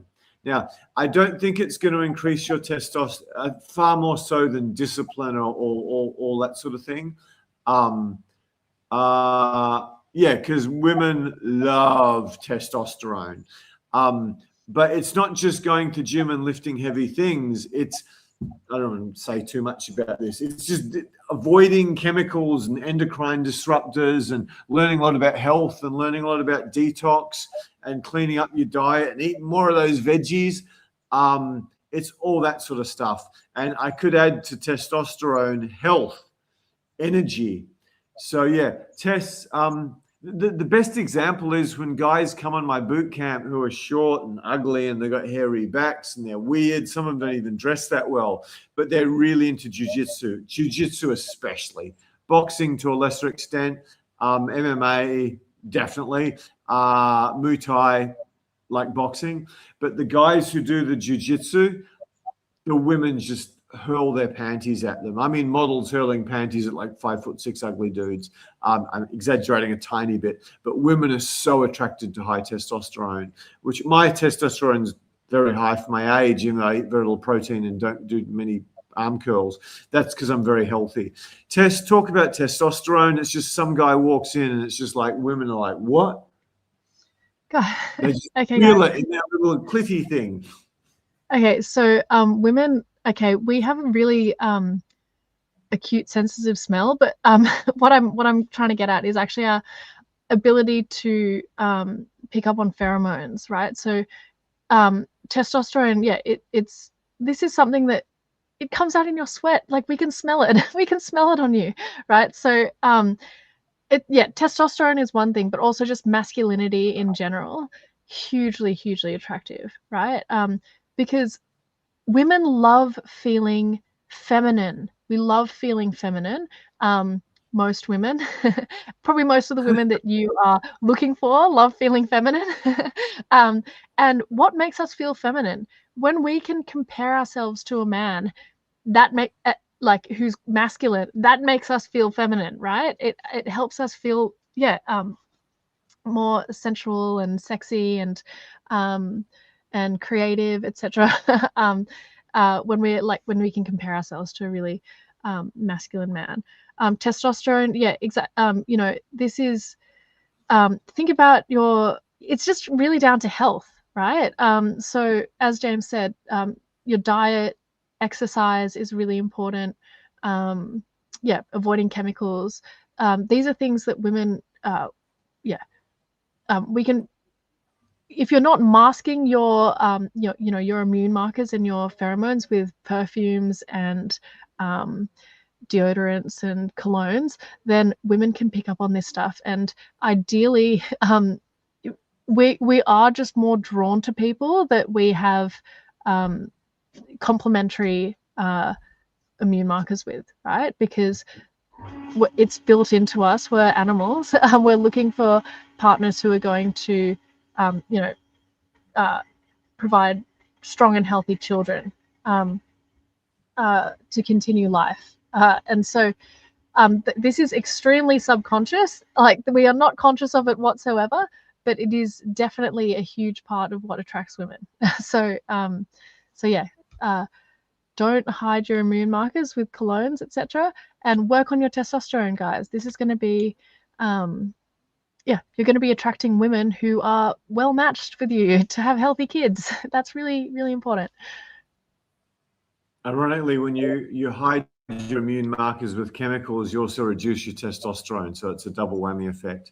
Let me just see if I want to say anything else about that. That was good, Tess. Where are we? Testosterone. Yeah, health, energy, cage fighters. We've covered that. Okay, we promised that we were going to give you the whole kit and caboodle in the correct order at the end.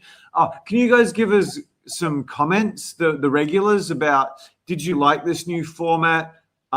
Should we give more of the content? Should we go deeper into content? Just give us any feedback. Another thing, if there's anyone from America watching now, could you just comment? Because we had a little surge of people. Just give us any feedback. The other thing is, can we do it? Would another night suit you? I don't know if we'll swap, but if enough people say they prefer another time or day. Some people have suggested a Thursday or a Monday or a Tuesday. If we get a whole bunch of our regulars voting for another day, we will probably do it, or we'll seriously consider it. Okie dokie. So we just get back to the slides, add to stage. Okay, this is the whole kit and caboodle. So where are we? Oh, he's screwed it up again. Okay. So what are women really attracted to in older men? It's your ability to climb status hierarchies, which is your confidence. It is you knowing how to dress to show you're a high status individual. Women look at you and they go, that guy is a garbage man. No offense to garbage men. It's probably a better job than most white collar jobs. Or he runs a hedge fund. They just look at the way you dress, and the garbage man can get the women of a hedge fund guy, certainly in nightclubs, if he just learns to dress like the hedge fund guy would. You got to spend far more time learning to dress, and that's very problematic because pretty much everyone who teaches style on YouTube, they make you look pretty and fashionable in the latest trends. They don't understand style to attract women as distinct from style to look cool. You get it. Female psychology. Do you understand women? Can you see their games and tests? Do you understand their vulnerabilities? Massive. This is in order of what actually moves the needle. Sorry, boys, the V-shaped physique is last. So confidence, style for you, female psychology, the Howard Roark effect. Are you completely free of insecurity? Are you that hard? Are you that solid? No matter what the universe throws at you, can you just go, fuck, pick yourself up, make a little list of 3 things and start taking action? When you set a goal, are you going to go after it and get it? Women go nuts for this. Sorry, I'm being honest here. How tall are you? Women love tall guys. I've gone into why that is. Presidents, CEOs, it's a horrific piece of prejudice and bigotry that no one talks about. But if you are shorter, you just need more skills. Just like you want to beat the crap out of people and you're small, get a good MMA coach. Testosterone. We've talked about how, again, we have all these guys come to our boot camp and we have 7 or 9 or 10 models in the room. Then we ask the girls, okay, who do you most want to sleep with? The number of times some guy does jiu-jitsu wins. It's just, why? There's these hedge fund managers and barristers and who are much taller than him and dressed better than him in the room, but they just go for the high testosterone guy. I know I've had some relationships with women who are sort of more corporate women who they're pretty feminine once you give them a bunch of orgasms, but the next day they're sort of just not. And it's like, I just can't. I'm not doing this for long. It's just, I don't, this is just like a dude with, great tits and a pretty face. Women are the same. If you don't have a high level of testosterone, which again is health, they just don't really want it. Connection, this should probably be a little bit higher. You can't get into Tessa's pants if you don't surf. Probably have to surf quite well. Elon Musk can only get 1 date. Richest man, probably in my view, the second most remarkable human being of my lifetime, who's operated during my lifetime. Can't get a date with Tess if he doesn't surf. And then V-shaped physique. So that's it. V-shaped physique, I just put that in there because everyone thinks it is. I could probably have come up with some other stuff. Give us your comments, give us your criticisms. Tell me I'm a big nosed, weird, grey bearded imbecile who's got no freaking idea what he's talking about. Just help us with this. This list comes from my personal experience, 5%, my professional experience of being surrounded by 50 models and sitting down with them at the end of boot camp going, okay, which guy would you like to bang, have sex with, and which guy would you like to date? And then cross-examining all these models on exactly why they made these choices. That's where this list comes from. And I think this is a list unsurpassed anywhere in the world. I don't know who's done this for 20 years, surrounded by models, many of whom have degrees, who are like test-type girls. One of our other female coaches, she was a pro volleyball player with 1 degree who does most of the adventurous stuff Tess does, apart from the paragliding. And also many of my female coaches, their dads are actuaries or engineers who have PhDs. Fun enough, many of my girlfriends like that too. So they really understand analytical men, which is a big part of our client base. Okay, if you thought that was valuable, please give us some love. So basically, confidence, style, female psychology, just psychologically bulletproof, tall, sorry, it's the truth, high testosterone, health, energy. Do you have a real connection with her? Do you have stuff in common? That could possibly even move up a little bit. And then V-shaped physique. Give us your feedback. Was this useful for you? What do you think of this list? Where am I wrong? What did I forget? Oh, there's no big black penis in here. That's misleading and deceptive. You forgot the big black penis. Where's that in your list? That's number 1, surely, because all the porn star guys have one of them.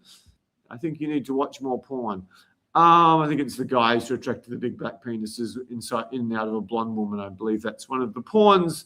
Anyway, I'm going to shut up before someone throws an apple at me. Okay, where are we with the comments? We'll probably wrap up in about 15 minutes. So if you've got, thank you. Someone's added, we might even go backwards. We'll go backwards. Omniscient Shogun, if you're the New York guy, thanks for hanging around after our big disagreement. I like that about you. Hopefully it was really valuable. Wayne says, loving this stuff, so relevant. You guys were born to pass this on to the world. Thank you so much. What's this guy? I should let the pretty one. Jolt Gelt. I'm under 6 foot. As long as you have a bit of care and understanding of human psychology, things become much more elevated. Thank you. Yeah, it's so true. It's a huge disadvantage, but it works. I mean, I've seen some overweight girls who did really well with, I don't mean like obese. I don't mean like 12 chins. I mean like, yeah, the as Andrew Tate would say, the B word could lose 5 kilos or 11 pounds, or maybe even 8 kilos, and she still does really well with men. That happens because they've got insane amounts of skill. Screwing up is how we learn. Go screw more guys. Try things is how we get to know what our authentic self works. I think you might have been using Whisperflow or some software like me, and it didn't quite make total sense, but I do that all the time too. Martin's giving us feedback. Sunday's fine for me. Wayne likes the format. Fantastic. Wayne thinks it's great. You can absolutely wear a scent of your liking. Just learn how to be you for you. Tess and I would disagree profoundly with that. We are of the opinion you're blocking your natural immune markers. Certain women will be incredibly attracted to you as long as you don't dress like an idiot and you're revolting, just based on the fact that if you guys mate, there will be a powerful effect. I had an example of this recently where a girl who didn't really tick my book boxes, probably didn't have the IQ. She was interesting and she was hot. I was really attracted to her before I knew anything about her. And I don't tend to really bother with blondes beyond short term for some reason. She wasn't a bottle blonde, but just like I had an attraction to her. I'm like, oh, this is weird. We must have natural immune markers. But then when you looked at my facial shape and her body shape, and if you imagined us mating, it would be a much better version of a human than us individually. So yeah, natural immune markers are so powerful.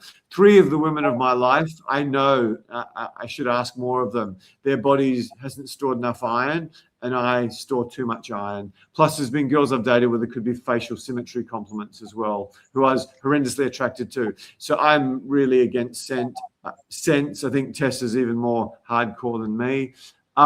Tess, I might let you do this. Yeah. Sorry if I got a bit of background noise, James. Can you hear that? Or it's not too bad? You do, I think. I don't know if it's me. A little bit. Yeah, sorry. I don't think anyone's going to turn off your pretty smile because the background noise. Sorry, guys. It's a bit. Hopefully, it stops singing. Sorry, guys. But yeah, going back to the sense. Sorry, I'm quite passionate about this, so I'm just gonna have my little 2 cents. Okay, so just think about this. Women are really picky about what we like and what we don't like. If you're wearing a scent that she's like, oh wow, don't like that. It's going to be a huge turn off straight away. And even though you might have great conversation and connection and stuff, she's still going to be like, didn't like that.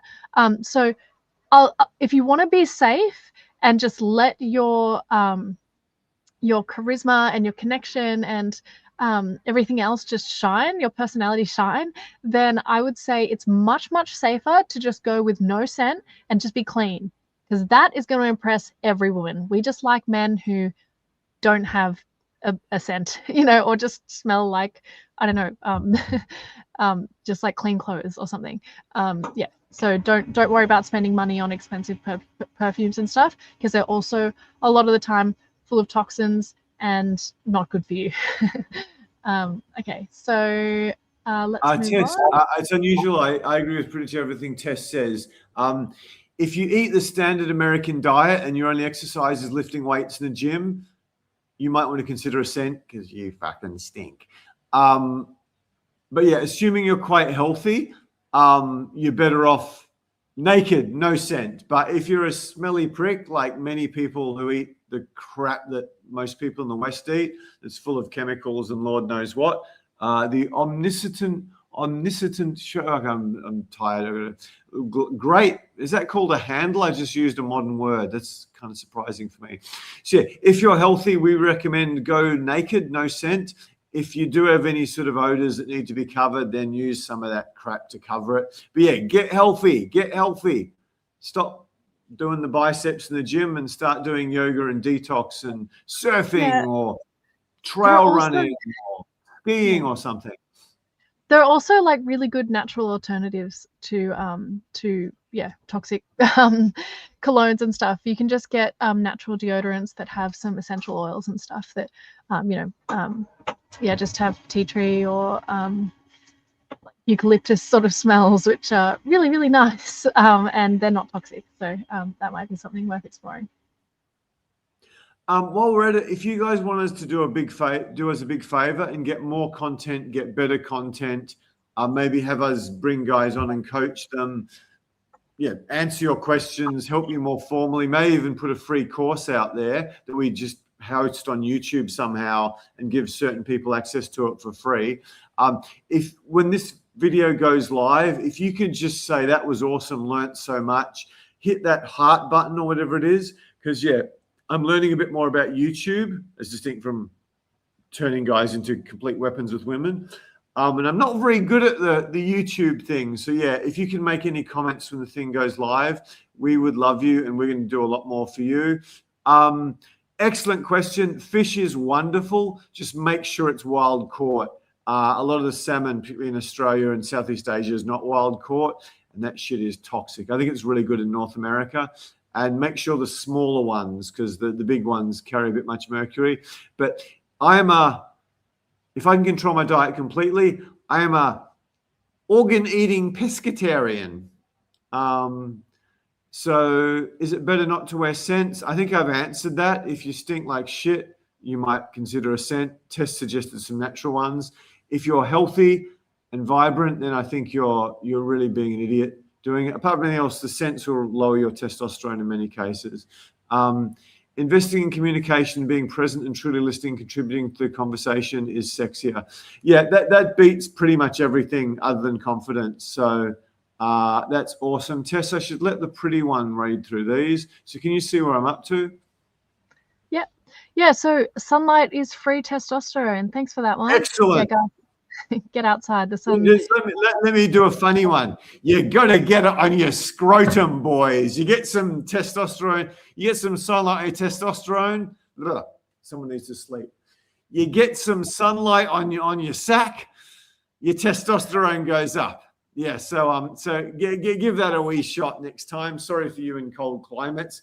To you Australians or you people from Phoenix or California, it's easy to just get a wee bit of testosterone in your sack on the balcony. Anyway, let's move on. Tess, comments. Yeah. So we had a question. Don't get burnt. Not fun. I get a lot of sex outside and paid the price. Sorry, I'm interrupting, Tess. That's okay. Yeah, you might need to just do that incrementally. Don't go hard straight away because we haven't had much sun in that area to begin with. So just go easy. But yeah, so we have a question. What about introverts? And another person was interested in the same thing. Yes. What about introverts? I think that was in response to our points about being able to climb social hierarchies and being that, taking that leadership role, etc. So if you're an introvert, obviously this might not be a skill that comes to you naturally, but that doesn't mean that you can't still be like somewhat prominent in whatever community is your community, right? So maybe you like play Dungeons and Dragons or something. I don't know if that's what introverts do, or like, I don't know, you just like to sit at home and read books or whatever. Go to a bookshop and just talk to the people there. You can still find ways to play to your strengths and be, network in that community if you are an introvert. It just means that you are going to be having to put a little bit more effort into that. But you're still connecting with people in an authentic way around your interests. James, do you want to add to that? Yeah, again, I'm going to disagree slightly with Tess. She's right about everything she said.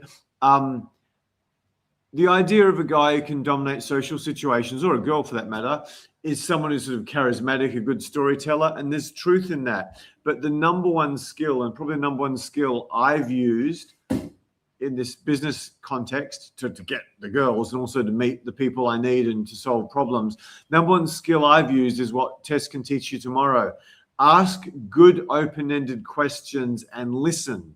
So as I keep telling you, does anyone know of any other dating coaches who teach this stuff? Because this is the key. This is the core. If I've got a person who's talking enthusiastically to me, particularly a high value person, all the little pretty girls in the room go, oh, why is he getting so much attention from that? He's just sitting relaxed going, and all this energy goes onto him. It's again like Michael Jackson gets off a stage, Michael Jordan gets off a basketball court. They've got an aura the size of the World Trade Center. They are like gods because they've had all this energy on them. I'm not quite Michael, but yeah, if I'm in a social situation, be it a gym or a business networking conference or anything, walking your dog at the park or whatever you do, or an office, and so much energy is coming onto you from other people simply by doing what Tess can teach you tomorrow, asking good open-ended questions and listening. The number one skill that I possess that has helped me get the results I have in where I'm trying to take over a social situation is I use my reading signals ability to identify the high value people, which is sometimes obvious. The muscly guy with the biceps who's doing the coffee, the barista or whatever they call them. So yeah, and then you ask them good questions and you listen and they pay attention to you. That's how you take over social situations. There are other skills that really help.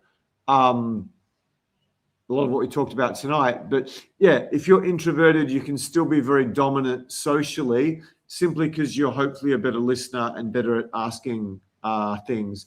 We really need to get going because Tess will get shitty with me and I will starve and my nose will be a larger percentage of my body weight than it currently is. Tess, where are we with the questions? Great question. If you come to another one, I might actually do that in much more detail because that's a first class question. Which question? Sorry, James. The one about how introverts can dominate social situations.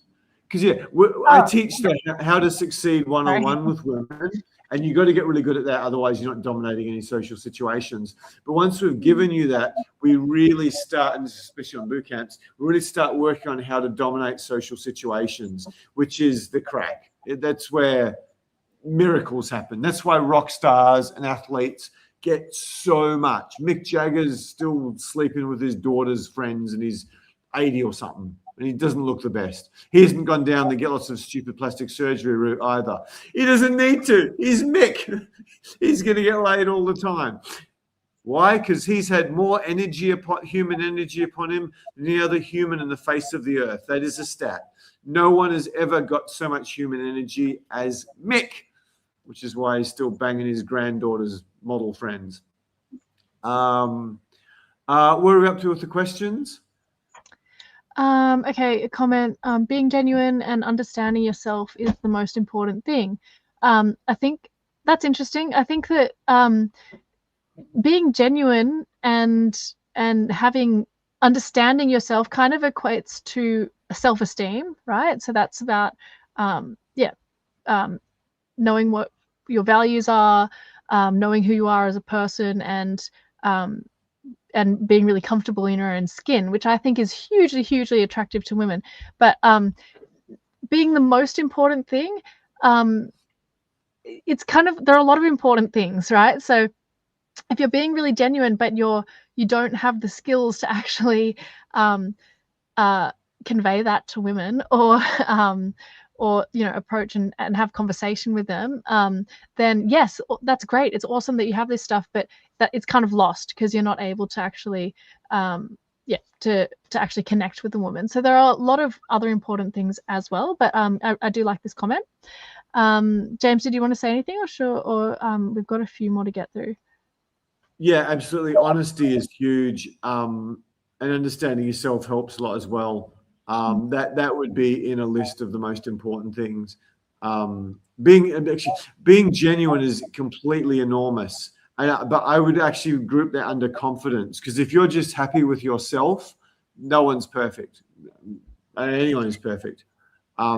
If you're just happy with whatever, the big nose or the short or the balding or the graying or the really freaking hairy ass that, you're trying to wipe it and there's all these problems every time you go for a poo-poo, you might want to consider laser. But if you're really confident with whatever you are and whatever you've been given, that just, you reek of confidence with women. I've got a video where two of my model coaches, like proper models, like one's done Fashion Week and a bunch of summers in Europe. They're at this stage, Val and Monique were both, these are girls on my YouTube channel. They're both dating guys who are 5'6", and they're both 5'10". And they're both crazy about them because they're just so confident. And he buys me these, 6-inch heels. So I'm now 6'4" and he's 5'6". He's totally okay with it. He loves it. And just so attracted to these guys who are 4 inches shorter before you take the heels off. So yeah, being genuine and understanding yourself and being comfortable with who you are is massive. We might get just one thing I want to say though as well, that being genuine is one thing, but if you think that being genuine and just being going up to a woman and saying, hey, I just think you're really hot, I want to talk to you, and you think that that's going to work, it's not. so yeah, being genuine on one hand does, but you also need to know what to avoid and how to communicate with women and what's going to be like a red flag for them. So there's be genuine, absolutely, but not in a way that's going to be a red flag for women. So if you don't know what those things are, please talk to me, because some guys think like, why do I need to learn new skills? Why do I need to do anything or change anything about myself? I'm happy with who I am, how I am, and I don't want to change to make women like me. Well, you are still your genuine self if you're learning new skills and which are going to help you with women. And if you take that on board and also agree with it and understand why it works, then yes, you are you're just upskilling basically and still being your genuine self, which is really important. You don't want to be you don't want to be fake. But yeah, I just think that's that kind of there's a lot to that. So yeah. Okay, let's move on to... We're getting all these good questions at the end as usual. Getting a lot of questions. Sooner. It might be guys joining for the better. Okay, I just want to comment on that. I'm not recommending this. Do not do it. No one go do this. But sometimes particularly when I was like pretty good at this, I've lost a lot of skill now compared to my peak. When you got 2 by girlfriends and you're going home to them, you're not really worried about some girl rejecting you, or when you're dating some fly around the world model, you're not too worried about being rejected in a bar or something. It's okay, well, yeah, I wouldn't even touch you. It's just a warm up. I'm just trying to amuse myself. But yeah, one thing I did that will push back on Tess is I'd stand there with my clients. I'd just go, pretty smile, great legs. What a bum you got. That is one good rack, my dear. I mean, what a chest. What a killer chest. I just give some physical compliment to every girl who walked past me. The number of them who came back and hung around. I can't honestly tell you I said great tits as an opener and she hung around and got laid. But I gave blatant physical compliments to girls when they were walking past me. And they came back and banged me. I didn't document which compliment got the thing. Nice thick hair. Look at those lips. And they just think, who is this guy? He's so sure of himself. I didn't want anything. I wasn't like, oh, you got great tits and I'm trying to hit on him. I was like, great tits. Actually, I might try that in the next boot camp. We're going to start doing boot camps in Bali soon so I can get away with this stuff without making the front page of the Sydney Morning Herald. I was going to say, James, a little bit risky. It's a little bit risky. I did that in London. Like it was one of my favorite clients ever, and I just sat doing that all night with him, and we just laughed, and we ended up getting laid. It's because you get so many. What guy just tells a random girl walking past she's got a beautiful smile or long or fantastic legs, and then doesn't actually want anything from her, just lets her wander past. Like sometimes I go, nice jacket. I mean, just whatever compliment came to my mind, I'd just throw it out there. And yeah, the women would just hang around me, and I was the guy all the energy was on. So I often did that. I didn't actually end up with a girl. I got, I don't think any girl ever objected to the comments. Mind you, this is before Harvey Weinstein got caught for being a complete sleazeball. Okay, so where is an award-winning sleazeball? Actually, should have got an Oscar for being a sleazeball. Best sleazy producer 2006 goes to Harvey Weinstein. Yay! Say a few words with Harvey. Sorry, that's probably not funny. I want to thank my brother for helping me build the company. I want to thank Tarantino for making Pulp Fiction and really putting Miramax on the road. Anyway, and I want to thank my PR agents for doing such a good job of stopping me being destroyed in the press for the last 20 years. So yeah, sleaziest producer of 2006, Harvey Weinstein. If anyone thought that was funny, just say, this guy is funny. If anyone thought I'm just a complete wanker, say this guy's a wanker. I'd appreciate your feedback. I don't know if it'd be statistically significant. So what comment are we up to? Okay, so Wayne had a couple of questions about being a hierarchy climber. So if you're good at talking to people in the coffee shop, you're a hierarchy climber. Was Val's martial arts lover you mentioned earlier a hierarchy climber? So yeah, the hierarchy climbing, it's really about your ability to, it's a social hierarchy. It's not necessarily like, being a CEO, let's say. It's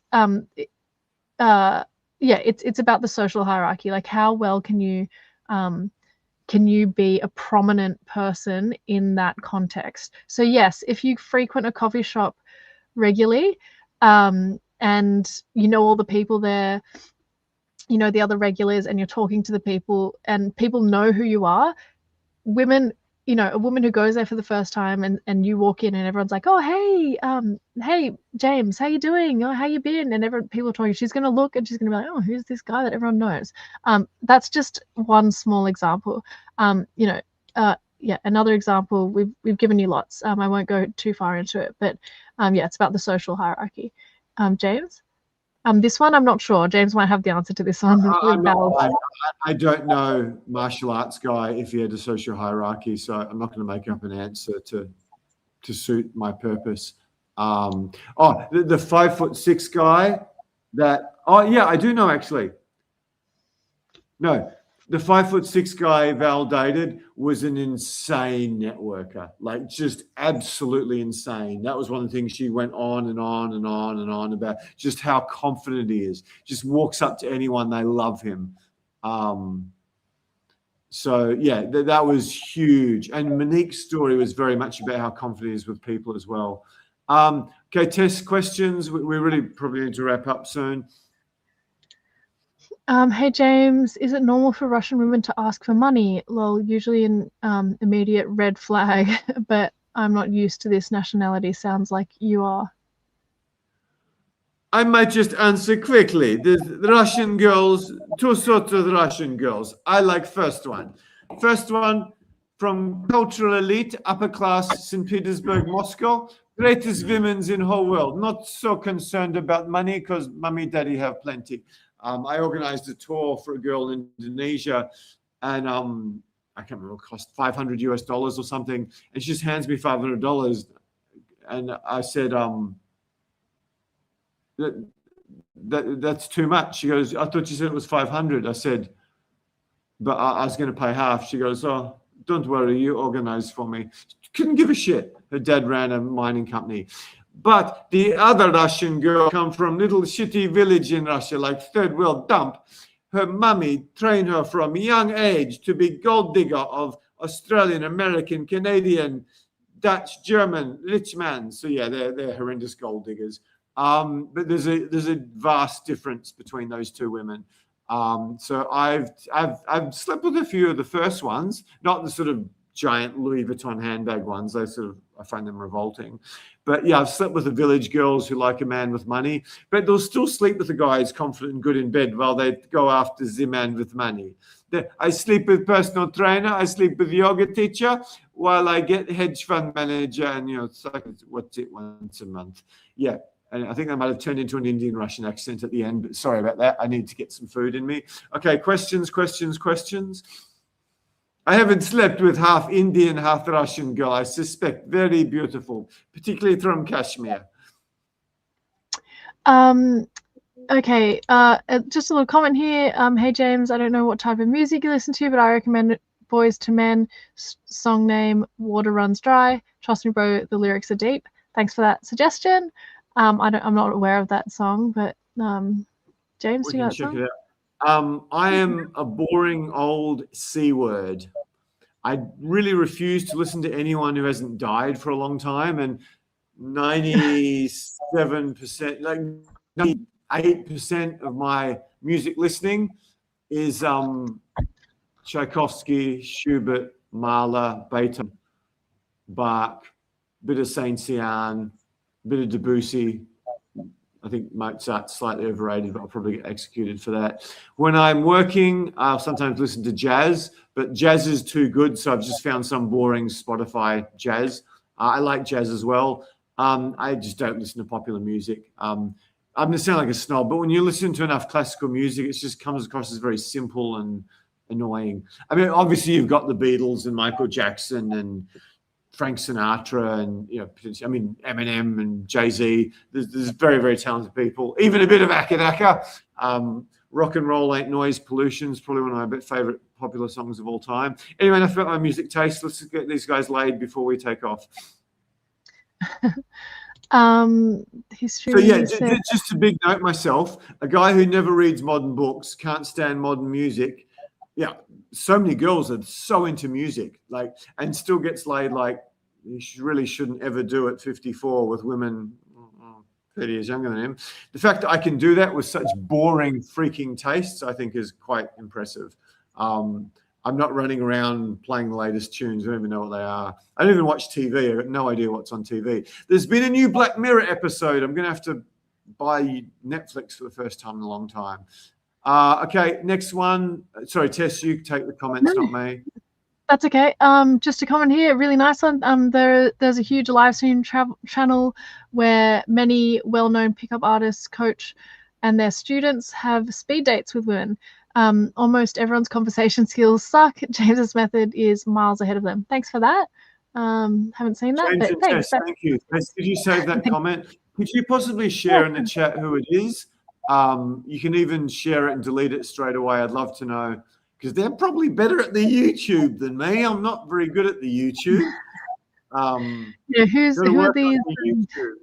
Not me picking up 22-year-old literature-loving naturopath models. I'm pretty good at that. Yeah, maybe we can learn from this live stream. Sorry? Maybe we can learn from this live stream channel. So yeah, if you let us know who they are, we'll try to figure out how we can get our content out there more. I'm okay. largely learning from people who talk shit about my subject. Cultural differences in dating. How do you make it work with country background? That's such a big question. I don't know if we can do justice to it. Basically, it's wonderful. I love dating an Indian girl or a French girl or a Bolivian girl. It's like the greatest experiences of my entire life. I think run with it. The simple fact is that a lot of Asian guys will sleep with a bunch of white girls, especially the big-breasted ones who are taller than them. They love that. But oftentimes for the relationship, they come back to something closer to what they're used to. So I think it's a great thing to play with, to experiment with, to have affairs with. But not my view. I will probably end up with Russian girl, not Australian girl, or maybe a super bright Latino. But yeah, a lot of my Australian clients or American clients might be happier long-term with like a really good Australian girl, which is hard to find, but we seem to have one there. So Tess is one of the Australian unicorns who's hot and worth dating. I can't speak firsthand about that. She could be one of these girls who's lovely to the world, then treats her man like I don't know, whatever. They treat they treat pedophiles in prison, but I don't think so. But it could happen. So I can't be 100% sure, but I'm about 95% sure. Thank you. Someone said I have a nice ass. That's lots of in, out, in, out, in, out, in, out, in, out, in, out. Had really nice abs at one stage too. Just in, out, in, out, in, out. Not a sit up in sight or a squat in sight. Shoulders not too bad either. Again, in, out, in, out, in, out, in, out, in, out. Especially when you're trying to straddle over two young ladies. You want a good bum, abs, and shoulders, you can take that gym and shove it up your ass. If you want to do biceps, you got to get a towel and you can do the back if you know what you're doing. Anyway, I'm giving you some of my advanced boot camp tips there. Anyway, let's move on to more sensible things. Okay. Okay. What have we got here? Oh yeah. So on cultural differences, I just wanted to mention as well. As long as you're like interested in her culture and wanting to learn more about that and have a positive attitude towards it, great. If yeah, that there might be. You need to be open. You need to be open to learning and understanding her. And that's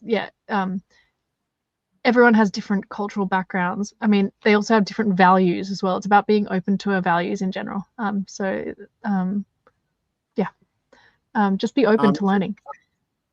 We better wrap up, Tess. I haven't had kids, but dating women from a whole bunch of backgrounds, cultural backgrounds, is the greatest thing in the world.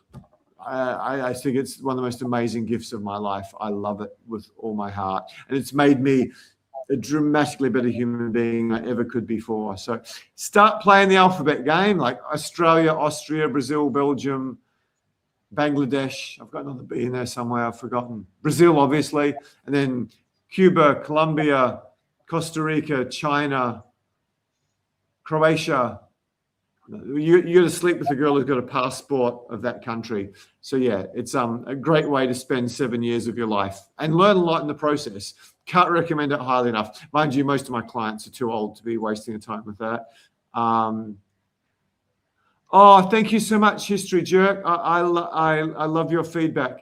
That's really good. Yeah, to be honest, I think most of what I see on YouTube when I'm trying to learn is not great, particularly for guys who are a bit older. Some of it's pretty good if you just want to go bang a bunch of girls in clubs or street approach, which is a very hard way to do it. But I think for guys slightly above average IQ, 40 to 65, I don't know of anyone who touches us. If anyone does, please give me feedback. And I've checked all the people with big channels. Okay, well, I can no longer do YouTube lives so long that my girlfriend's got too old for me at the end of it. So we're not wrapping up. We're not going for 3 hours tonight. I kind of plagiarized that from a comedian, by the way. That's not an original. Thank you for the wonderful comments. We really appreciate that. It was a different genre to usual. We'll try to find the balance between comments and content. If any of you have any feedback, please give it to us. We're not very good at YouTube. We're really good at getting you laid and getting you the dream of your life and avoiding Amber Heards, but we're not really good at YouTube. So yeah, give us any feedback about how we can do a better job of serving you in this 3 odd hours we devote of our Sunday nights to getting you the women you want. If any of you want to accelerate the process of getting you the woman you really want, click a date in the chat with Tess and she will change your life.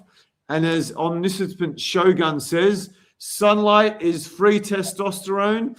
Get some on your, not you willy, get some on your scrotum. And yeah, your T levels might go up a wee bit and you'll be more attractive to women. You can also read books or do yoga, but a bit of sunlight on the scrotum doesn't necessarily hurt. Just don't fall asleep listening to Schubert, because you might be going down the doctor with an embarrassing problem. Okay, anything from you before I sign off, Tess? No, just thank you so much, guys. The engagement tonight was really awesome. Thank you so much for all your comments and your questions.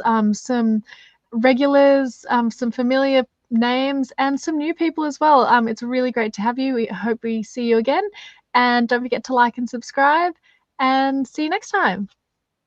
Thank you for your supermodel smile and amazing dating coach abilities and doing a bit of tech support to this big-nosed old wanker. And keep smiling and bye for now. See you guys.